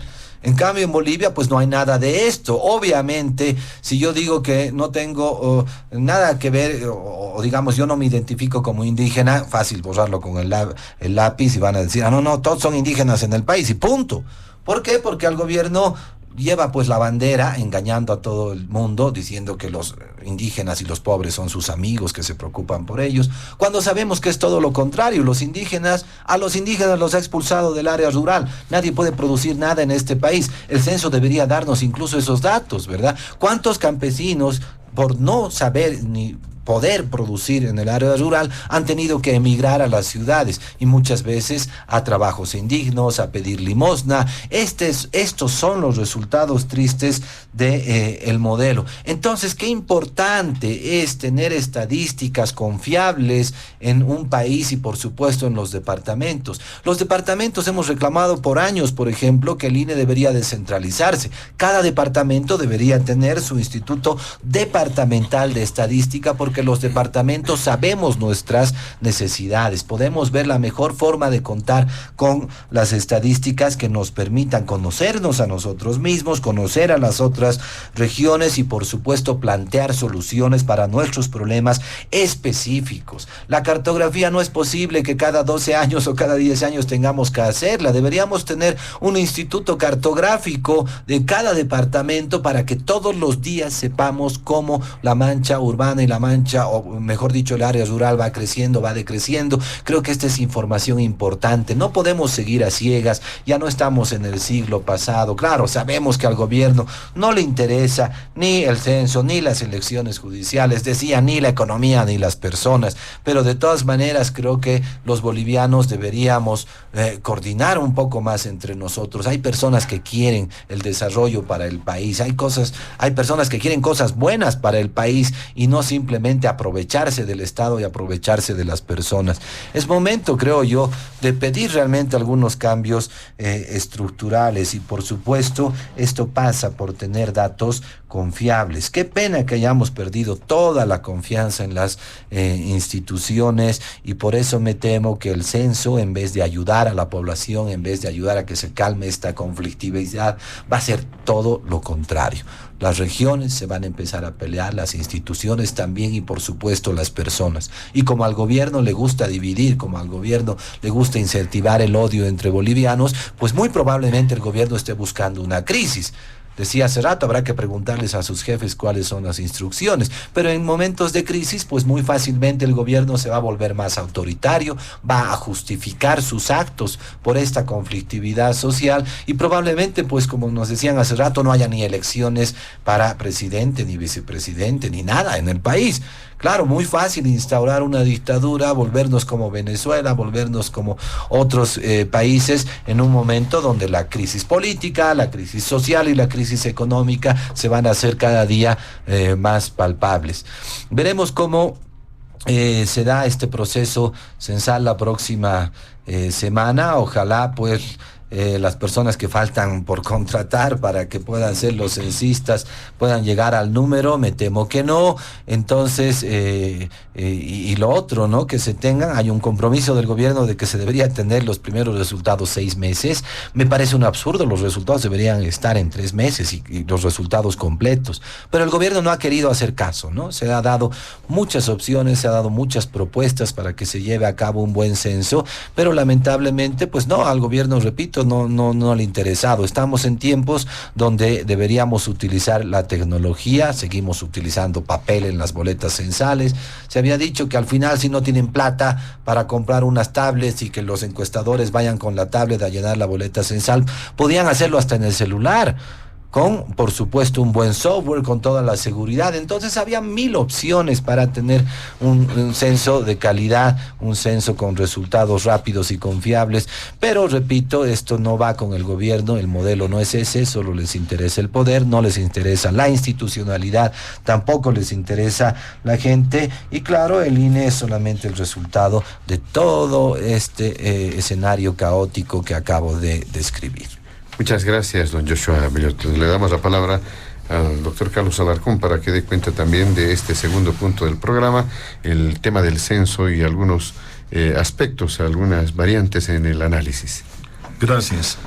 Para cerrar brevemente el tema anterior, estoy de acuerdo en que, como en el cacho, lo que se ve se anota, pero el tema es quién ve y quién lo anota, ¿no? No puede ser el gobierno o la oposición, y por eso es importante estas encuestas, porque, repito, el 47% de los ciudadanos en el mes de marzo que han dicho claramente que impedir el cese de magistrados autoprorrogados es responsabilidad exclusiva del presidente y del gobierno nacional, son los que están anotando y los que están verificando que los responsables directos del fracaso hasta este momento de la elección judicial es el gobierno. Y lo propio con esta otra encuesta, donde dice que el 80% rechazan a los autoprorrogados, y varias otras encuestas que han manejado esos niveles, bordeando el 80%, donde directamente dicen que el responsable de esto es el gobierno. Pasando al tema del censo, justamente yo he estado en esa época en esta Comisión de Constitución, en Diputados, y hemos logrado hacer este consenso para el censo, para la ley. Cuando el gobierno estaba prácticamente en las cuerdas, ¿no? Después de 37 días de paro y de bloqueos, especialmente en el departamento de Santa Cruz, y el gobierno estaba acorralado ahí, no quería dar el brazo a torcer, no quería generar un verdadero escenario de acuerdo y consenso, y de alguna manera lo logramos en la Comisión de Constitución, entre oficialismo y oposición, y en base a las propuestas de ley de los tres partidos llegamos a que se haga vigente la ley 1492, que fue la que permitió resolver el problema y pacificar el país. Es una prueba clara de que Comunidad Ciudadana ha tenido, digamos, aportes significativos en la lógica que Carlos acá decía, de la lógica de es no solamente tirar bombas o generar un escenario de convulsión o de guerra, sino también de acuerdos positivos para el país. El problema está en que cuando el responsable principal de articular esos consensos tiene que ser el jefe de Estado, el presidente del Estado, y en otros países ustedes van a ver que apenas un presidente ingresa a un nuevo periodo de gobierno por el voto popular, lo que hace es llamar a los líderes de oposición precisamente para sentar y generar las bases de posibles acuerdos en políticas de Estado, acuerdos mínimos. Todo lo demás son discrepancias legítimas y cada fuerza política o cada grupo tendrá sus propios intereses, sus propias visiones y sus propias determinaciones. Pero en el caso desde el 2005, desde Evo Morales hasta ahora, hasta Luis Arce Catacora, nunca han llamado a un gran acuerdo nacional, o por lo menos para sentar las bases de un acuerdo nacional a los líderes de oposición. Eso no existe en Bolivia. ¿Cómo no nos gustaría, nos encantaría a nosotros tener cualquiera sea el presidente, no importa del color o del signo ideológico, que te llame a una reunión a todos los líderes de oposición, a los más representativos por lo menos, y les diga, bueno, hablaremos cuáles son las bases para encauzar este país en lo económico, en lo institucional, etcétera. Y lo único que se ha logrado, medio a regañadientes, como ha sido a regañadientes la elección judicial para el gobierno, lo mismo el censo, ha sido la ley del censo. La ley del censo ha salido por ese consenso, aprobada por más de 2/3 de votos, y ahí el tema central es el tema de la transparencia. Y en el tema de la transparencia, lamentablemente este gobierno hace aguas. Una de las recomendaciones del informe de cohesión social, salido recientemente de la Comisión Interamericana de Derechos, dice que ya deberíamos haber aprobado la ley de acceso a la información. Hemos presentado al comienzo de este periodo parlamentario, como Comunidad Ciudadana, la ley de acceso a la información. Está durmiendo en el cajón de los oficialistas porque no les da la gana, como ellos manejan la agenda parlamentaria, no les da la gana de tratar esa ley, y es una recomendación expresa. ¿Y por qué es tan importante el derecho de acceso a la información? Porque este es un gobierno como en el oscurantismo medieval. Por ejemplo, hay una ley que te obliga, no es un derecho solo del ciudadano, es una obligación del presidente del gobierno decirte cuáles son tus niveles de reservas de gas certificadas. Y el gobierno tiene esa información y no le da la gana de dársela al ciudadano, siendo la obligación hacerlo. Le está ocultando dolosamente esa información al ciudadano. Entonces la duda obvia es, ¿y esta transparencia que no existe va a ser la misma que para el censo? ¿Cuáles son las garantías de transparencia que tenemos en el censo para la recolección de la información, para el procesamiento de los datos, para el almacenamiento de los datos y para la difusión de los resultados del censo? Es un tema, pero importantísimo. El tema ese de las boletas censales. Son boletas censales que se las tendría que mínimamente guardar y tener a disposición de cualquier ciudadano o grupos de ciudadanos que quieran hacer verificaciones sobre si los datos que están transmitiendo al país son datos auténticos o no son datos auténticos, o son datos sesgados o son datos manipulados. Ese es un tema clave, un tema vital, es decir, cuáles son los mecanismos que el propio gobierno debería poner a disposición de los ciudadanos para que podamos verificar la transparencia en todos estos actos, en todos estos mecanismos que van desde el comienzo de la preparación de la actividad, que ya se la va a realizar el próximo sábado, pero hasta la difusión de los resultados. Y el tema clave y central del censo es que los resultados más importantes en cuanto al dato poblacional, de acuerdo a esta ley, que es la única ley que se ha logrado como un consenso, tienen que hacerse efectivos en este año, a partir del mes de septiembre del 2024. La ley claramente dice que en el artículo único, esta ley 1492, que en base a los datos oficiales de población del Censo de Población y Vivienda, que emite el Instituto Nacional de Estadística, el órgano ejecutivo efectuará la nueva distribución de recursos de coparticipación tributaria a partir del mes de septiembre de la gestión 2024. O sea, no está diciendo que planificará o que proyectará, efectuará la nueva distribución de recursos de coparticipación tributaria. Entonces, este es un tema importantísimo que se tiene que cumplir de acuerdo a lo que manda esta ley y al consenso que ha logrado hacer la aprobación de esta ley. Después dice en el segundo párrafo de este artículo único que el Instituto Nacional de Estadísticas remitirá al Tribunal Supremo Electoral los datos oficiales de población del Censo de Población y Vivienda conforme a la fecha del parágrafo precedente para que elabore el proyecto de ley de distribución de escaños conforme a tales artículos de la Constitución. ¿Y cuál es la fecha del parágrafo precedente? El mes de septiembre de la gestión 24.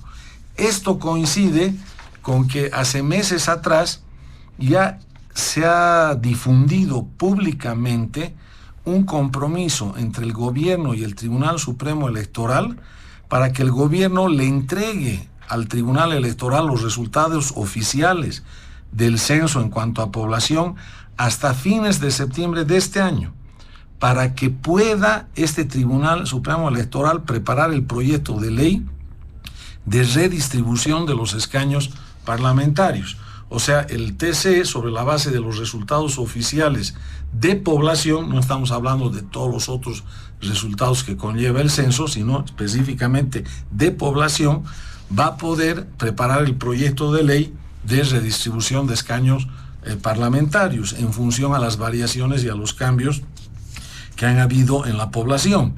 El Tribunal Supremo Electoral va a remitir este proyecto de ley a la Asamblea Legislativa y la Asamblea Legislativa tiene que aprobar esa ley porque se tienen que aplicar esta redistribución de escaños para las elecciones generales del 2025, como lo dice claramente el artículo único. Dice que se aplicaría en las próximas elecciones generales en el Estado Plurinacional de Bolivia. ¿Por qué dice aplicaría y no aplicará? Porque es el verbo futuro.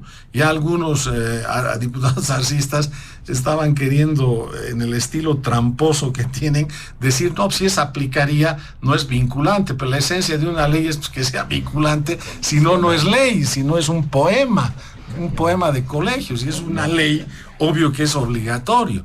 Entonces, esta redistribución de escaños, así como la redistribución de recursos de coparticipación tributaria, tienen que aplicarse la de escaños para las elecciones del 2025 y la coparticipación tributaria a partir del mes de septiembre del 2024. Entonces, esto, de manera interesante, está reforzado por el reciente informe de la Comisión Interamericana de Derechos Humanos que se llama Cohesión Social, el desafío para la consolidación de la democracia en Bolivia.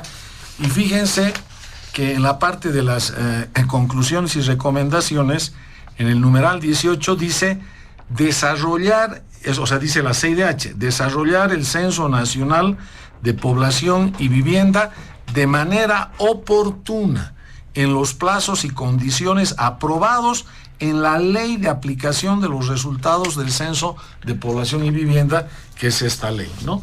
Entonces está clarísimo de que aquí no hay vuelta que darle. O sea, se tiene que garantizar la transparencia de todo el proceso de recolección, procesamiento y difusión de los resultados del censo, y se tiene que garantizar la aplicación económica y la aplicación política electoral de los resultados del censo, especialmente en cuanto a la materia relativa al crecimiento o a las variaciones de la población. Muchas gracias, doctor Carlos Alarcón. Don Carlos Saavedra, también para dar cuenta de este segundo punto del programa, el tema del censo. Gracias. A ver, hay que entender que el censo es, o al menos debería ser, un hecho técnico, ¿no? Es el hecho estadístico más importante del país, porque además es el único hecho que llega al universo de todos los bolivianos, bolivianas y todas las personas que residen hasta en el último metro cuadrado del territorio nacional. Y este hecho estadístico, en términos de gestión pública, es fundamental, porque es el instrumento número 1 para la planificación de políticas públicas a nivel nacional, a nivel departamental, a nivel municipal. Es un insumo central, fundamental, que nos va a servir como radiografía, pero además para que los gobernantes, no solo los de ahora, sino los que vengan después, puedan planificar el desarrollo en sus regiones, en sus departamentos, en su país. Lamentablemente, el censo ha sido otro ejemplo de la polarización destructiva en el país, de la mezquindad de la política, de cómo se ha querido hacer creer que si el censo no se realizaba, o el día del empadronamiento censal no se realizaba un día del 2023, era poco menos que el fin del mundo. Y eso es falso. Eso es absolutamente falso. Primero hay que ir a los antecedentes históricos. ¿De dónde surge la decisión de realizar el día del empadronamiento censal el 2024? Surge de una instancia que se llama Consejo Nacional de Autonomías, que es la instancia máxima de coordinación en la Constitución Política y en todo el Estado. ¿Quiénes componen ese Consejo Nacional de Autonomías? Todos los gobernadores. Recordemos que de los 9 gobernadores hay 6 que no son del movimiento al socialismo. Lo compone la Asociación de Municipios de Bolivia, la AMB, que representa a los alcaldes de ciudades capitales, donde, si no me falla la memoria, más de las ciudades capitales más el alto. De esos 10 municipios, tengo entendido que 8 no son de la línea del actual gobierno. Lo componen las autonomías indígenas originarias campesinas, la autonomía regional del Chaco y el gobierno nacional. Esa instancia, que tiene una representación muy plural en términos políticos, saca una resolución con unanimidad, ¿no? Recordemos que el único que no asiste por voluntad propia a ese evento es Luis Fernando Camacho. Después, todas las autoridades construyen el acuerdo de que, por lo que había pasado en la pandemia, por las condiciones, la mejor fecha para el empadronamiento censal era en 2024. Creo que inicialmente en junio del 2024. Inclusive esa fecha tiene el respaldo técnico de una comisión internacional de alto nivel, con organismos como el CELADE, como el UNFA, que son especialistas en construcción de estadística a nivel regional. Bueno, esta decisión, ¿no?, del Consejo Nacional de Autonomías genera la decisión de que se dé un paro irracional, un paro que ha tenido consecuencias brutales en la economía del pueblo cruceño y la economía del país. Este paro, ¿no?, que tenía como bandera que sí o sí tenía que ser el 2023 la fecha del empadronamiento censal, ha generado muchísimo daño. Y además, lo paradójico de este paro, José Luis, es que el primer día de este paro hay una mesa de diálogo. ¿Y qué se propone en esa mesa de diálogo? Se propone que se realice el empadronamiento censal el 2024, pero que se garantice que los resultados para distribución de escaños parlamentarios y distribución de coparticipación se dé para la próxima elección. Eso el primer día de paro. Se tiene que sacrificar 36 días al pueblo cruceño, se tiene que sacrificar 36 días la economía nacional para levantar el paro y decir, sí, eso es lo que queríamos, qué lindo, eso es lo que buscábamos, ¿no? Y lo demás era, se dijo hasta ese término, el concho, ¿no? Ahí está el ejemplo de la polarización política destructiva. Entonces el censo se ha politizado, ¿no?, de manera perversa. Y yo particularmente quiero augurar y desear éxito al censo, porque creo que nos sirve a todos los bolivianos, ¿no? Y creo que hay señales de que se está avanzando bien en el trabajo del censo, ¿no? Si uno investiga, es la primera vez que se tiene una actualización cartográfica estadística digital. Nunca antes se la tuvo, que te puede georreferenciar digitalmente el último metro cuadrado de nuestro país, que es muy importante. Otro de los datos que me parece muy interesante, y creo que eso motiva a los bolivianos, es que hasta el día de hoy tenemos 835,000 y algo más censistas voluntarios. Los censistas es cualquier ciudadano, usted, yo, cualquiera, entraba a una página, se registraba y era censista voluntario. No se le está pagando un peso a los censistas. Y eso motiva mucho porque te das cuenta que miles y miles de jóvenes, de personas mayores, se han registrado para ser censistas voluntarios, pero además para que ellos sean garantes también del proceso censal, ¿no? Y a mí me genera mucho ruido que como sea ya se quiera augurar un fraude de algo que ni siquiera ha comenzado, que ya se quiera augurar el desastre de algo que ni siquiera se está dando, cuando estamos viendo que más bien, contrario a lo que muchos actores políticos dicen, hay un empadronamiento que es más del triple de lo que sucedió en el 2012. La gente se ha volcado a ser censista voluntario. Hay 835,000 censistas, ¿no?, que son más del 150% de la meta que se planteaba. Entonces, este es un hecho de consenso, porque además se ha dado una articulación que yo creo que ha sido inédita. Y si hablamos de consensos, creo que el censo ha sido una de esas. Yo he visto a personal del INE, del gobierno, en el marco del censo, reunido con autoridades opositoras. He visto al director del INE con el alcalde Arias. Lo he visto con Johnny Fernández. Lo he visto con Manfred Reyes, ¿no? Inclusive en los últimos días, para este tema de límites, se le vio a gente del gobierno con gente de la gobernación de Santa Cruz. Algo que parecía impensado. Con la gobernación de Chuquisaca, con alcaldía. Es que ese tiene que ser el espíritu del censo, de articulación. Y no se puede generar dudas, ¿no?, con temas que ni siquiera son muy racionales. El uso del lápiz, por ejemplo.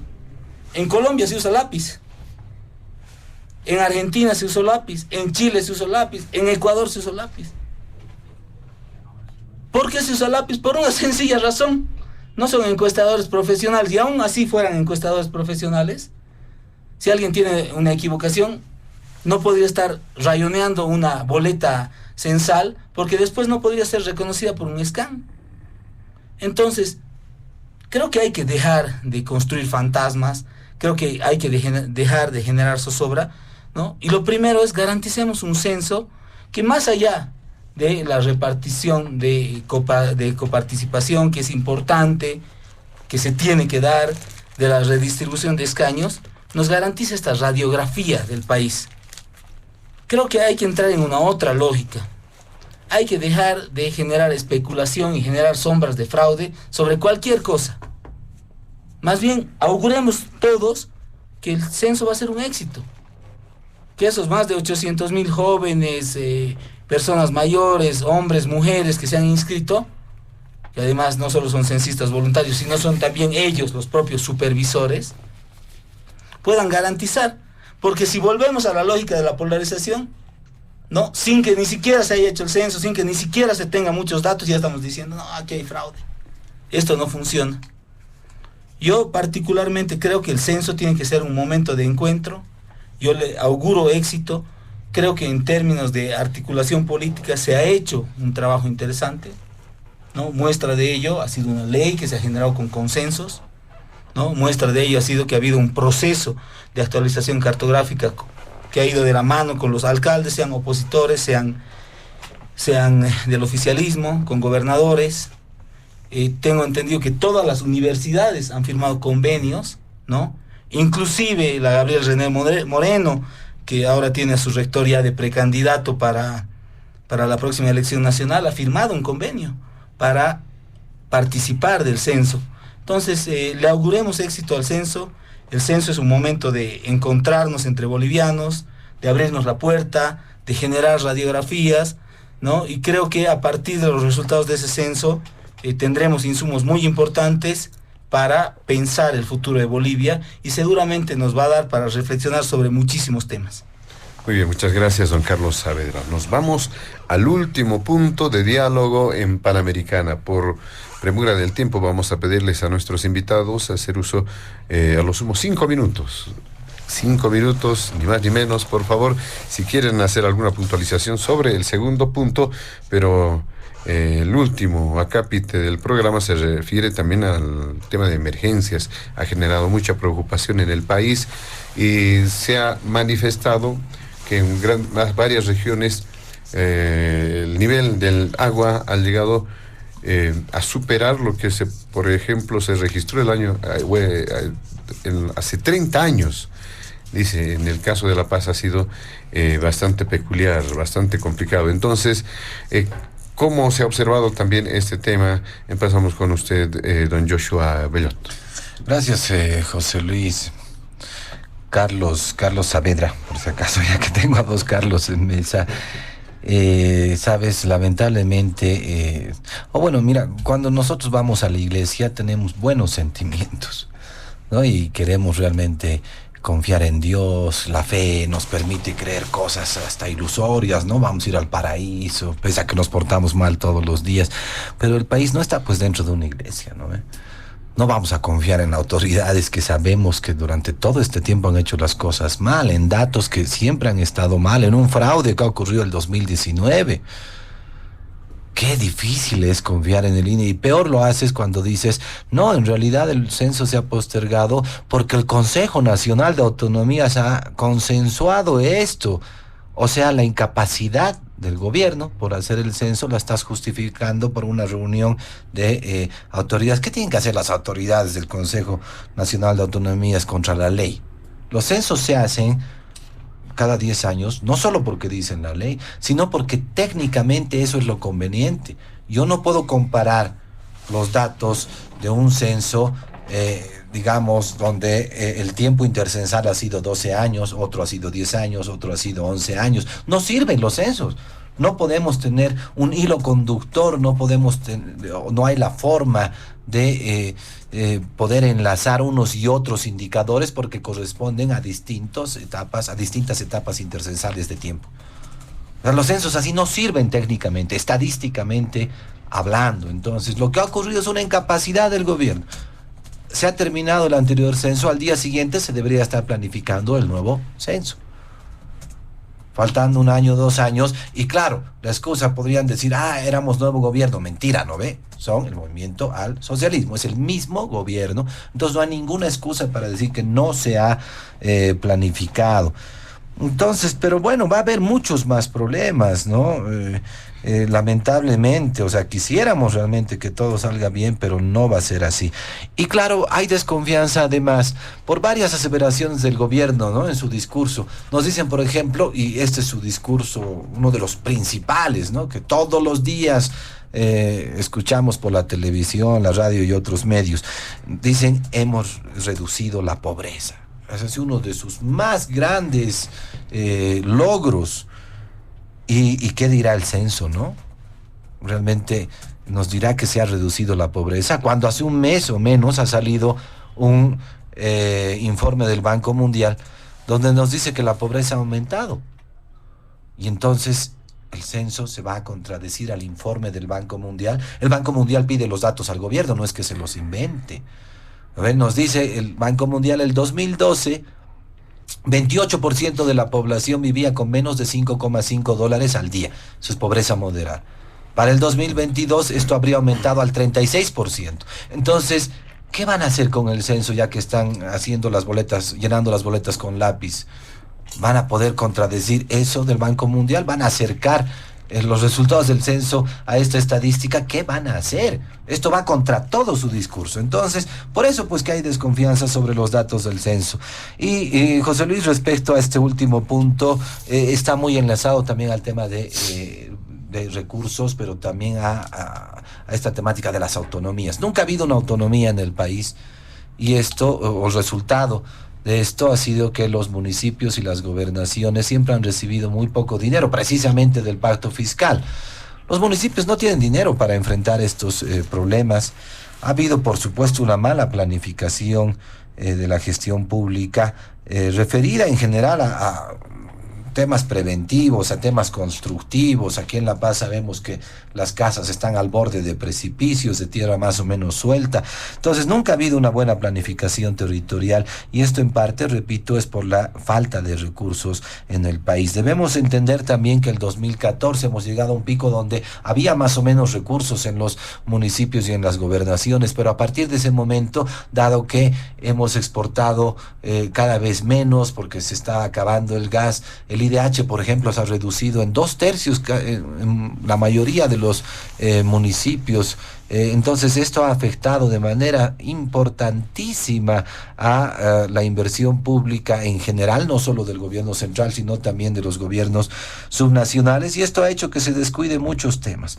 Por eso se pide una verdadera autonomía, por eso se pide que realmente los municipios puedan contar no solo pues con recursos, sino con una mayor capacidad institucional. Este pacto fiscal deberá distribuir las competencias de distinta forma, se deberá enfrentar esta planificación territorial desde los municipios. Entonces se tiene que profundizar la autonomía necesariamente. No es posible que sigamos con este centralismo secante, con este centralismo que ha destruido la institucionalidad del país y lamentablemente ha dejado pues a los municipios y a las gobernaciones a veces sin ningún tipo de decisión.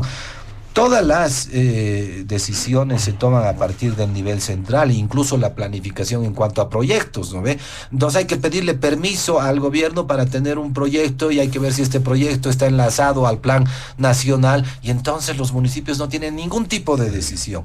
Entonces mira, José Luis, este es otro de los temas que hay que cambiar, pero repito, lamentablemente muchas de estas cosas tienen que ver con la incapacidad en todos los niveles y por supuesto con la reducción de recursos que permiten enfrentar especialmente estos desastres. Muy bien, muchas gracias, don Joshua Belot.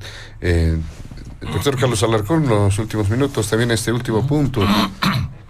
Mira, en el tema del censo, como dice el dicho, la mujer del César, más importante que sea honesta es que lo parezca. La obligación del gobierno es dar a la población las garantías de transparencia del censo. Y el tema del lápiz o no lápiz, mucho más importante es dónde está la garantía en el momento en que los propios encuestadores o censadores remitan a un aparato de centralización y de procesamiento de esa información, que ya ellos se desentienden porque se van a hacer sus actividades laborales o diarias normales. ¿Qué te garantiza que ese procesamiento de datos va a ser el correcto? Es lo que está obligado el gobierno a transparentar a la gente, porque todo lo del gobierno es secreto. Como vuelvo a repetir, el tema de las reservas de gas, que tiene la obligación por ley de dar y no le da la gana de dar, porque están un desastre las reservas de gas y no quiere reconocer eso. Entonces es importantísimo que nos diga cuáles son las garantías para que todas esas boletas llenadas con lápiz o no lápiz, que han ido a un centro de procesamiento y de cómputo manejado por el gobierno, se mantenga la fidelidad y autenticidad de esos datos. Con relación al tema de los desastres naturales y específicamente las lluvias, yo creo que la alcaldía ha manejado un desastre los desastres. Ese es el eslogan que te podría decir. De La Paz, la alcaldía de La Paz, un desastre, los desastres en La Paz, en las lluvias de La Paz. Te agradezco por la pregunta, la precisión, porque estamos entre la improvisación, ¿no?, la ineficiencia por una parte de la alcaldía de La Paz y el oportunismo descarado del presidente Arce, yendo después a entrevistarse con damnificados para hacer su show político. O sea, acá realmente hemos visto un nivel de prevención, un nivel de medidas correctivas, reparadoras, pero sobre todo preventivas, totalmente precarias, improvisadas. O sea, no podemos seguir en este nivel de atención a estos desastres, y está todo este sistema totalmente contaminado de política, que es lo peor que le puedes hacer para una prevención y para una reparación y contingencia en tema de desastres naturales, porque de acuerdo a cuál sea el alcalde, ¿no?, que más me besa a los pies, y que muchos que acá han mencionado que son de oposición, yo los veo más bien totalmente satélites de Luis Arce. Según cuál sea el alcalde más satélite mío, yo le voy a dar la billetera de los recursos para que atienda los desastres, y aquellos que no me gustan o no me convencen o los considero que están en contra de su excelencia, el presidente, les voy a restringir los recursos, o mis concejales masistas no le van a aprobar oportunamente una ley de declaratoria en el Consejo de Emergencia. Este desastre, sumado a la inoperancia, a la ineficiencia, a la improvisación, que inclusive en gestiones de la Alcaldía de La Paz anteriores había un control y un monitoreo que daba respuestas mucho más eficientes y efectivas a los ciudadanos de La Paz frente a estos desastres, independientemente de que hay ese dato natural de que se han incrementado la cantidad y la intensidad de las lluvias a niveles históricos que antes no habían. Entonces yo creo que el tema central de esto es cómo logramos descontaminar de política toda la extensión de desastres y no solamente las lluvias. Mi impresión es que deberías tener entidades totalmente descentralizadas y también nacionales autárquicas que no dependan de ninguna autoridad política de gobierno de ninguno de los niveles. Fíjate lo que pasa en otros países. Cuando tienes un tremendo desastre natural, hasta los presidentes de esos países se cuadran al experto que es el que maneja la contingencia y la emergencia. El presidente de Alemania, Estados Unidos, de Inglaterra, no le puede decir a la persona experta que maneja eso, no, yo no le voy a hacer caso porque vamos a manejar de esta manera la contingencia o la mitigación de los daños o la reparación de los desastres ocurridos. Hasta el propio presidente de los Estados tiene que cuadrar a esa gente que es totalmente especializada, y deberías tener entidades autárquicas con presupuestos, pero realmente importantes, con equipamiento, con gente especializada, que tengan una carrera pero administrativa y profesional ininterrumpida, para que vayas acumulando experiencia, acumulando especialización y vayas dando una respuesta efectiva a los ciudadanos. Hay aspectos centrales de la vida de los ciudadanos que cuando mete su mano la política la contamina, y el desastre es para el ciudadano que tiene que recibir ese servicio, y es el ejemplo más paradigmático de todos. Si hay un ámbito de la actividad de la sociedad y del Estado donde deberían haber estas entidades, como antes era el Banco Central, por ejemplo, en el manejo de la moneda, ¿no?, de la estabilidad de la moneda, del peso boliviano, y que no dependía de ninguna orden de ningún presidente. Ahora el Banco Central es un chiste. O sea, además las cantinfleadas que habla sobre el tema de los dólares y demás, ha perdido total credibilidad. Pero si tuvieras, como antes había un Banco Central, una entidad autárquica para la prevención, para la contención, la mitigación y la reparación y recomposición de los desastres naturales, en todo el ámbito descentralizado, cada municipio importante con su entidad autárquica, cada gobernación y también el nivel central, entonces te aseguro que estaríamos mucho mejor preparados para las situaciones que vamos a enfrentar en el futuro, porque además ya saben que el tema del cambio climático y todo el tema de la afectación medioambiental en el mundo nos va a dar este tipo de situaciones desagradables que esperemos no las vivamos en la intensidad que hemos vivido en el tema de lluvias en la ciudad de La Paz. Muchas gracias, doctor Alarcón. Finalmente, don Carlos Saavedra. Bueno, a ver, comenzando por el tema del censo, ¿no? ¿Por qué se postergó el censo? Ahí lo planteaba Joshua. Y yo creo que vale la pena hacer memoria, ¿no? Había una cosa que se llamaba pandemia de por medio, ¿no? 2 años ha estado paralizado prácticamente el país, ¿no? Y muchísimos de los recursos que habían para un montón de temas tuvieron que irse a atención médica, tuvieron que irse a vacunas, tuvieron que irse a varios temas. Creo que es absolutamente racional, pero absolutamente racional, que pueda haber habido una postergación del censo, ¿no? Y no ha sucedido solo en Bolivia. Hay que revisar varios países, ¿no? Hay varios países que han postergado sus censos 1 año, 2 años, ¿no? Y no ha habido el nivel de politización que ha habido en este país. El segundo tema que vale la pena puntualizar, el Consejo Nacional de Autonomías no es un invento, pues, de Carlos Saavedra, ¿no? O sea, no es que yo he dicho, bueno, voy a ir a la radio, ¿de qué puedo hablar hoy día? Consejo Nacional de Autonomías. Está en la Constitución, es la máxima instancia de coordinación entre todos los niveles del Estado, ¿no? Y obviamente que tiene voz y puede participar y puede tomar decisiones. Pero claro, está en la Constitución, no me lo estoy inventando yo. Hay que revisar la Constitución, hay que leerla, ¿no? Está en la ley de autonomías que tiene el marco constitucional, ¿no? Entonces está ahí, se los convoca, se los llama, toman decisiones y a partir de eso se avanza, ¿no?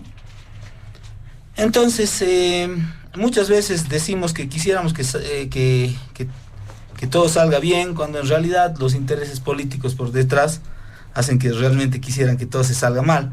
Yo de verdad creo que el número de 835,000 censistas es un espaldarazo de confianza para creer en los bolivianos.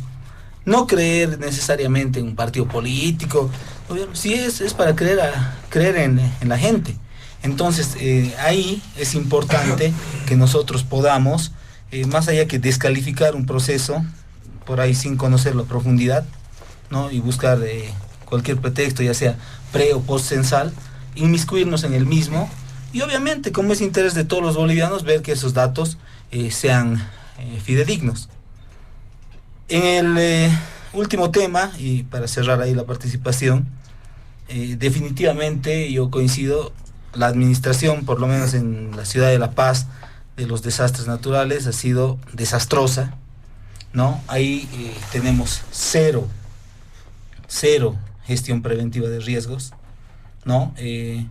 Tenemos lamentablemente un gobierno municipal que le gusta hacer show con muñequitos, ¿no? Que le gusta hacer quemar papeles, hacer unos actings histriónicos que para mí rayan hasta con el buen gusto, pero poco hace de gestión preventiva seria, poco hace de coordinación para poder solucionar temas que son tan complejos y que están generando realmente tanta zozobra en la población. Yo creo que lamentablemente en términos de gestión preventiva de riesgos y en términos y en muchos otros campos, la gestión municipal, al menos en La Paz, es un chiste mal contado, ¿no? Es un show que no genera gracia, así como lamentablemente lo hace el Ejecutivo Municipal, no genera ninguna confianza, ¿no? Y eso para todos los habitantes de la ciudad de La Paz es muy penoso, ¿no? Vemos que no estamos protegidos, ¿no? Hay un tema de fondo aquí que también nos tiene que llevar a la reflexión, que es el cambio climático. Estamos viviendo cosas que nunca antes habíamos vivido y que si realmente no hay políticas serias en el mundo para prevenir el cambio climático, realmente vamos a estar muy complicados, ¿no? La naturaleza nos está avisando que es mucho más poderosa que el ser humano, ¿no? En esta lógica antropocéntrica que tenemos, que pensamos que absolutamente somos mucho más poderosos que cualquier otra fuerza, la naturaleza nos está demostrando lo contrario.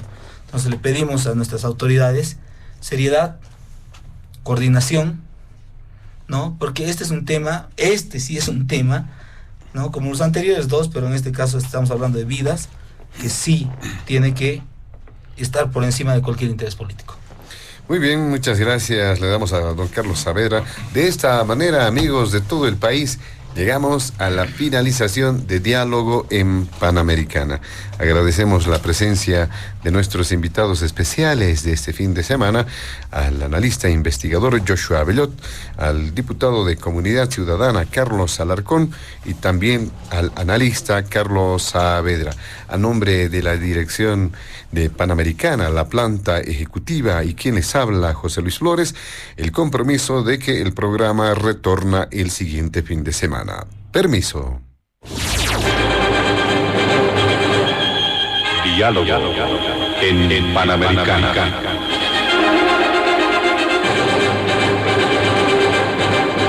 La radio agradece por la atención prestada al programa de hoy. Les invitamos a la próxima entrega del Departamento Periodístico de Panamericana, cuando anunciemos.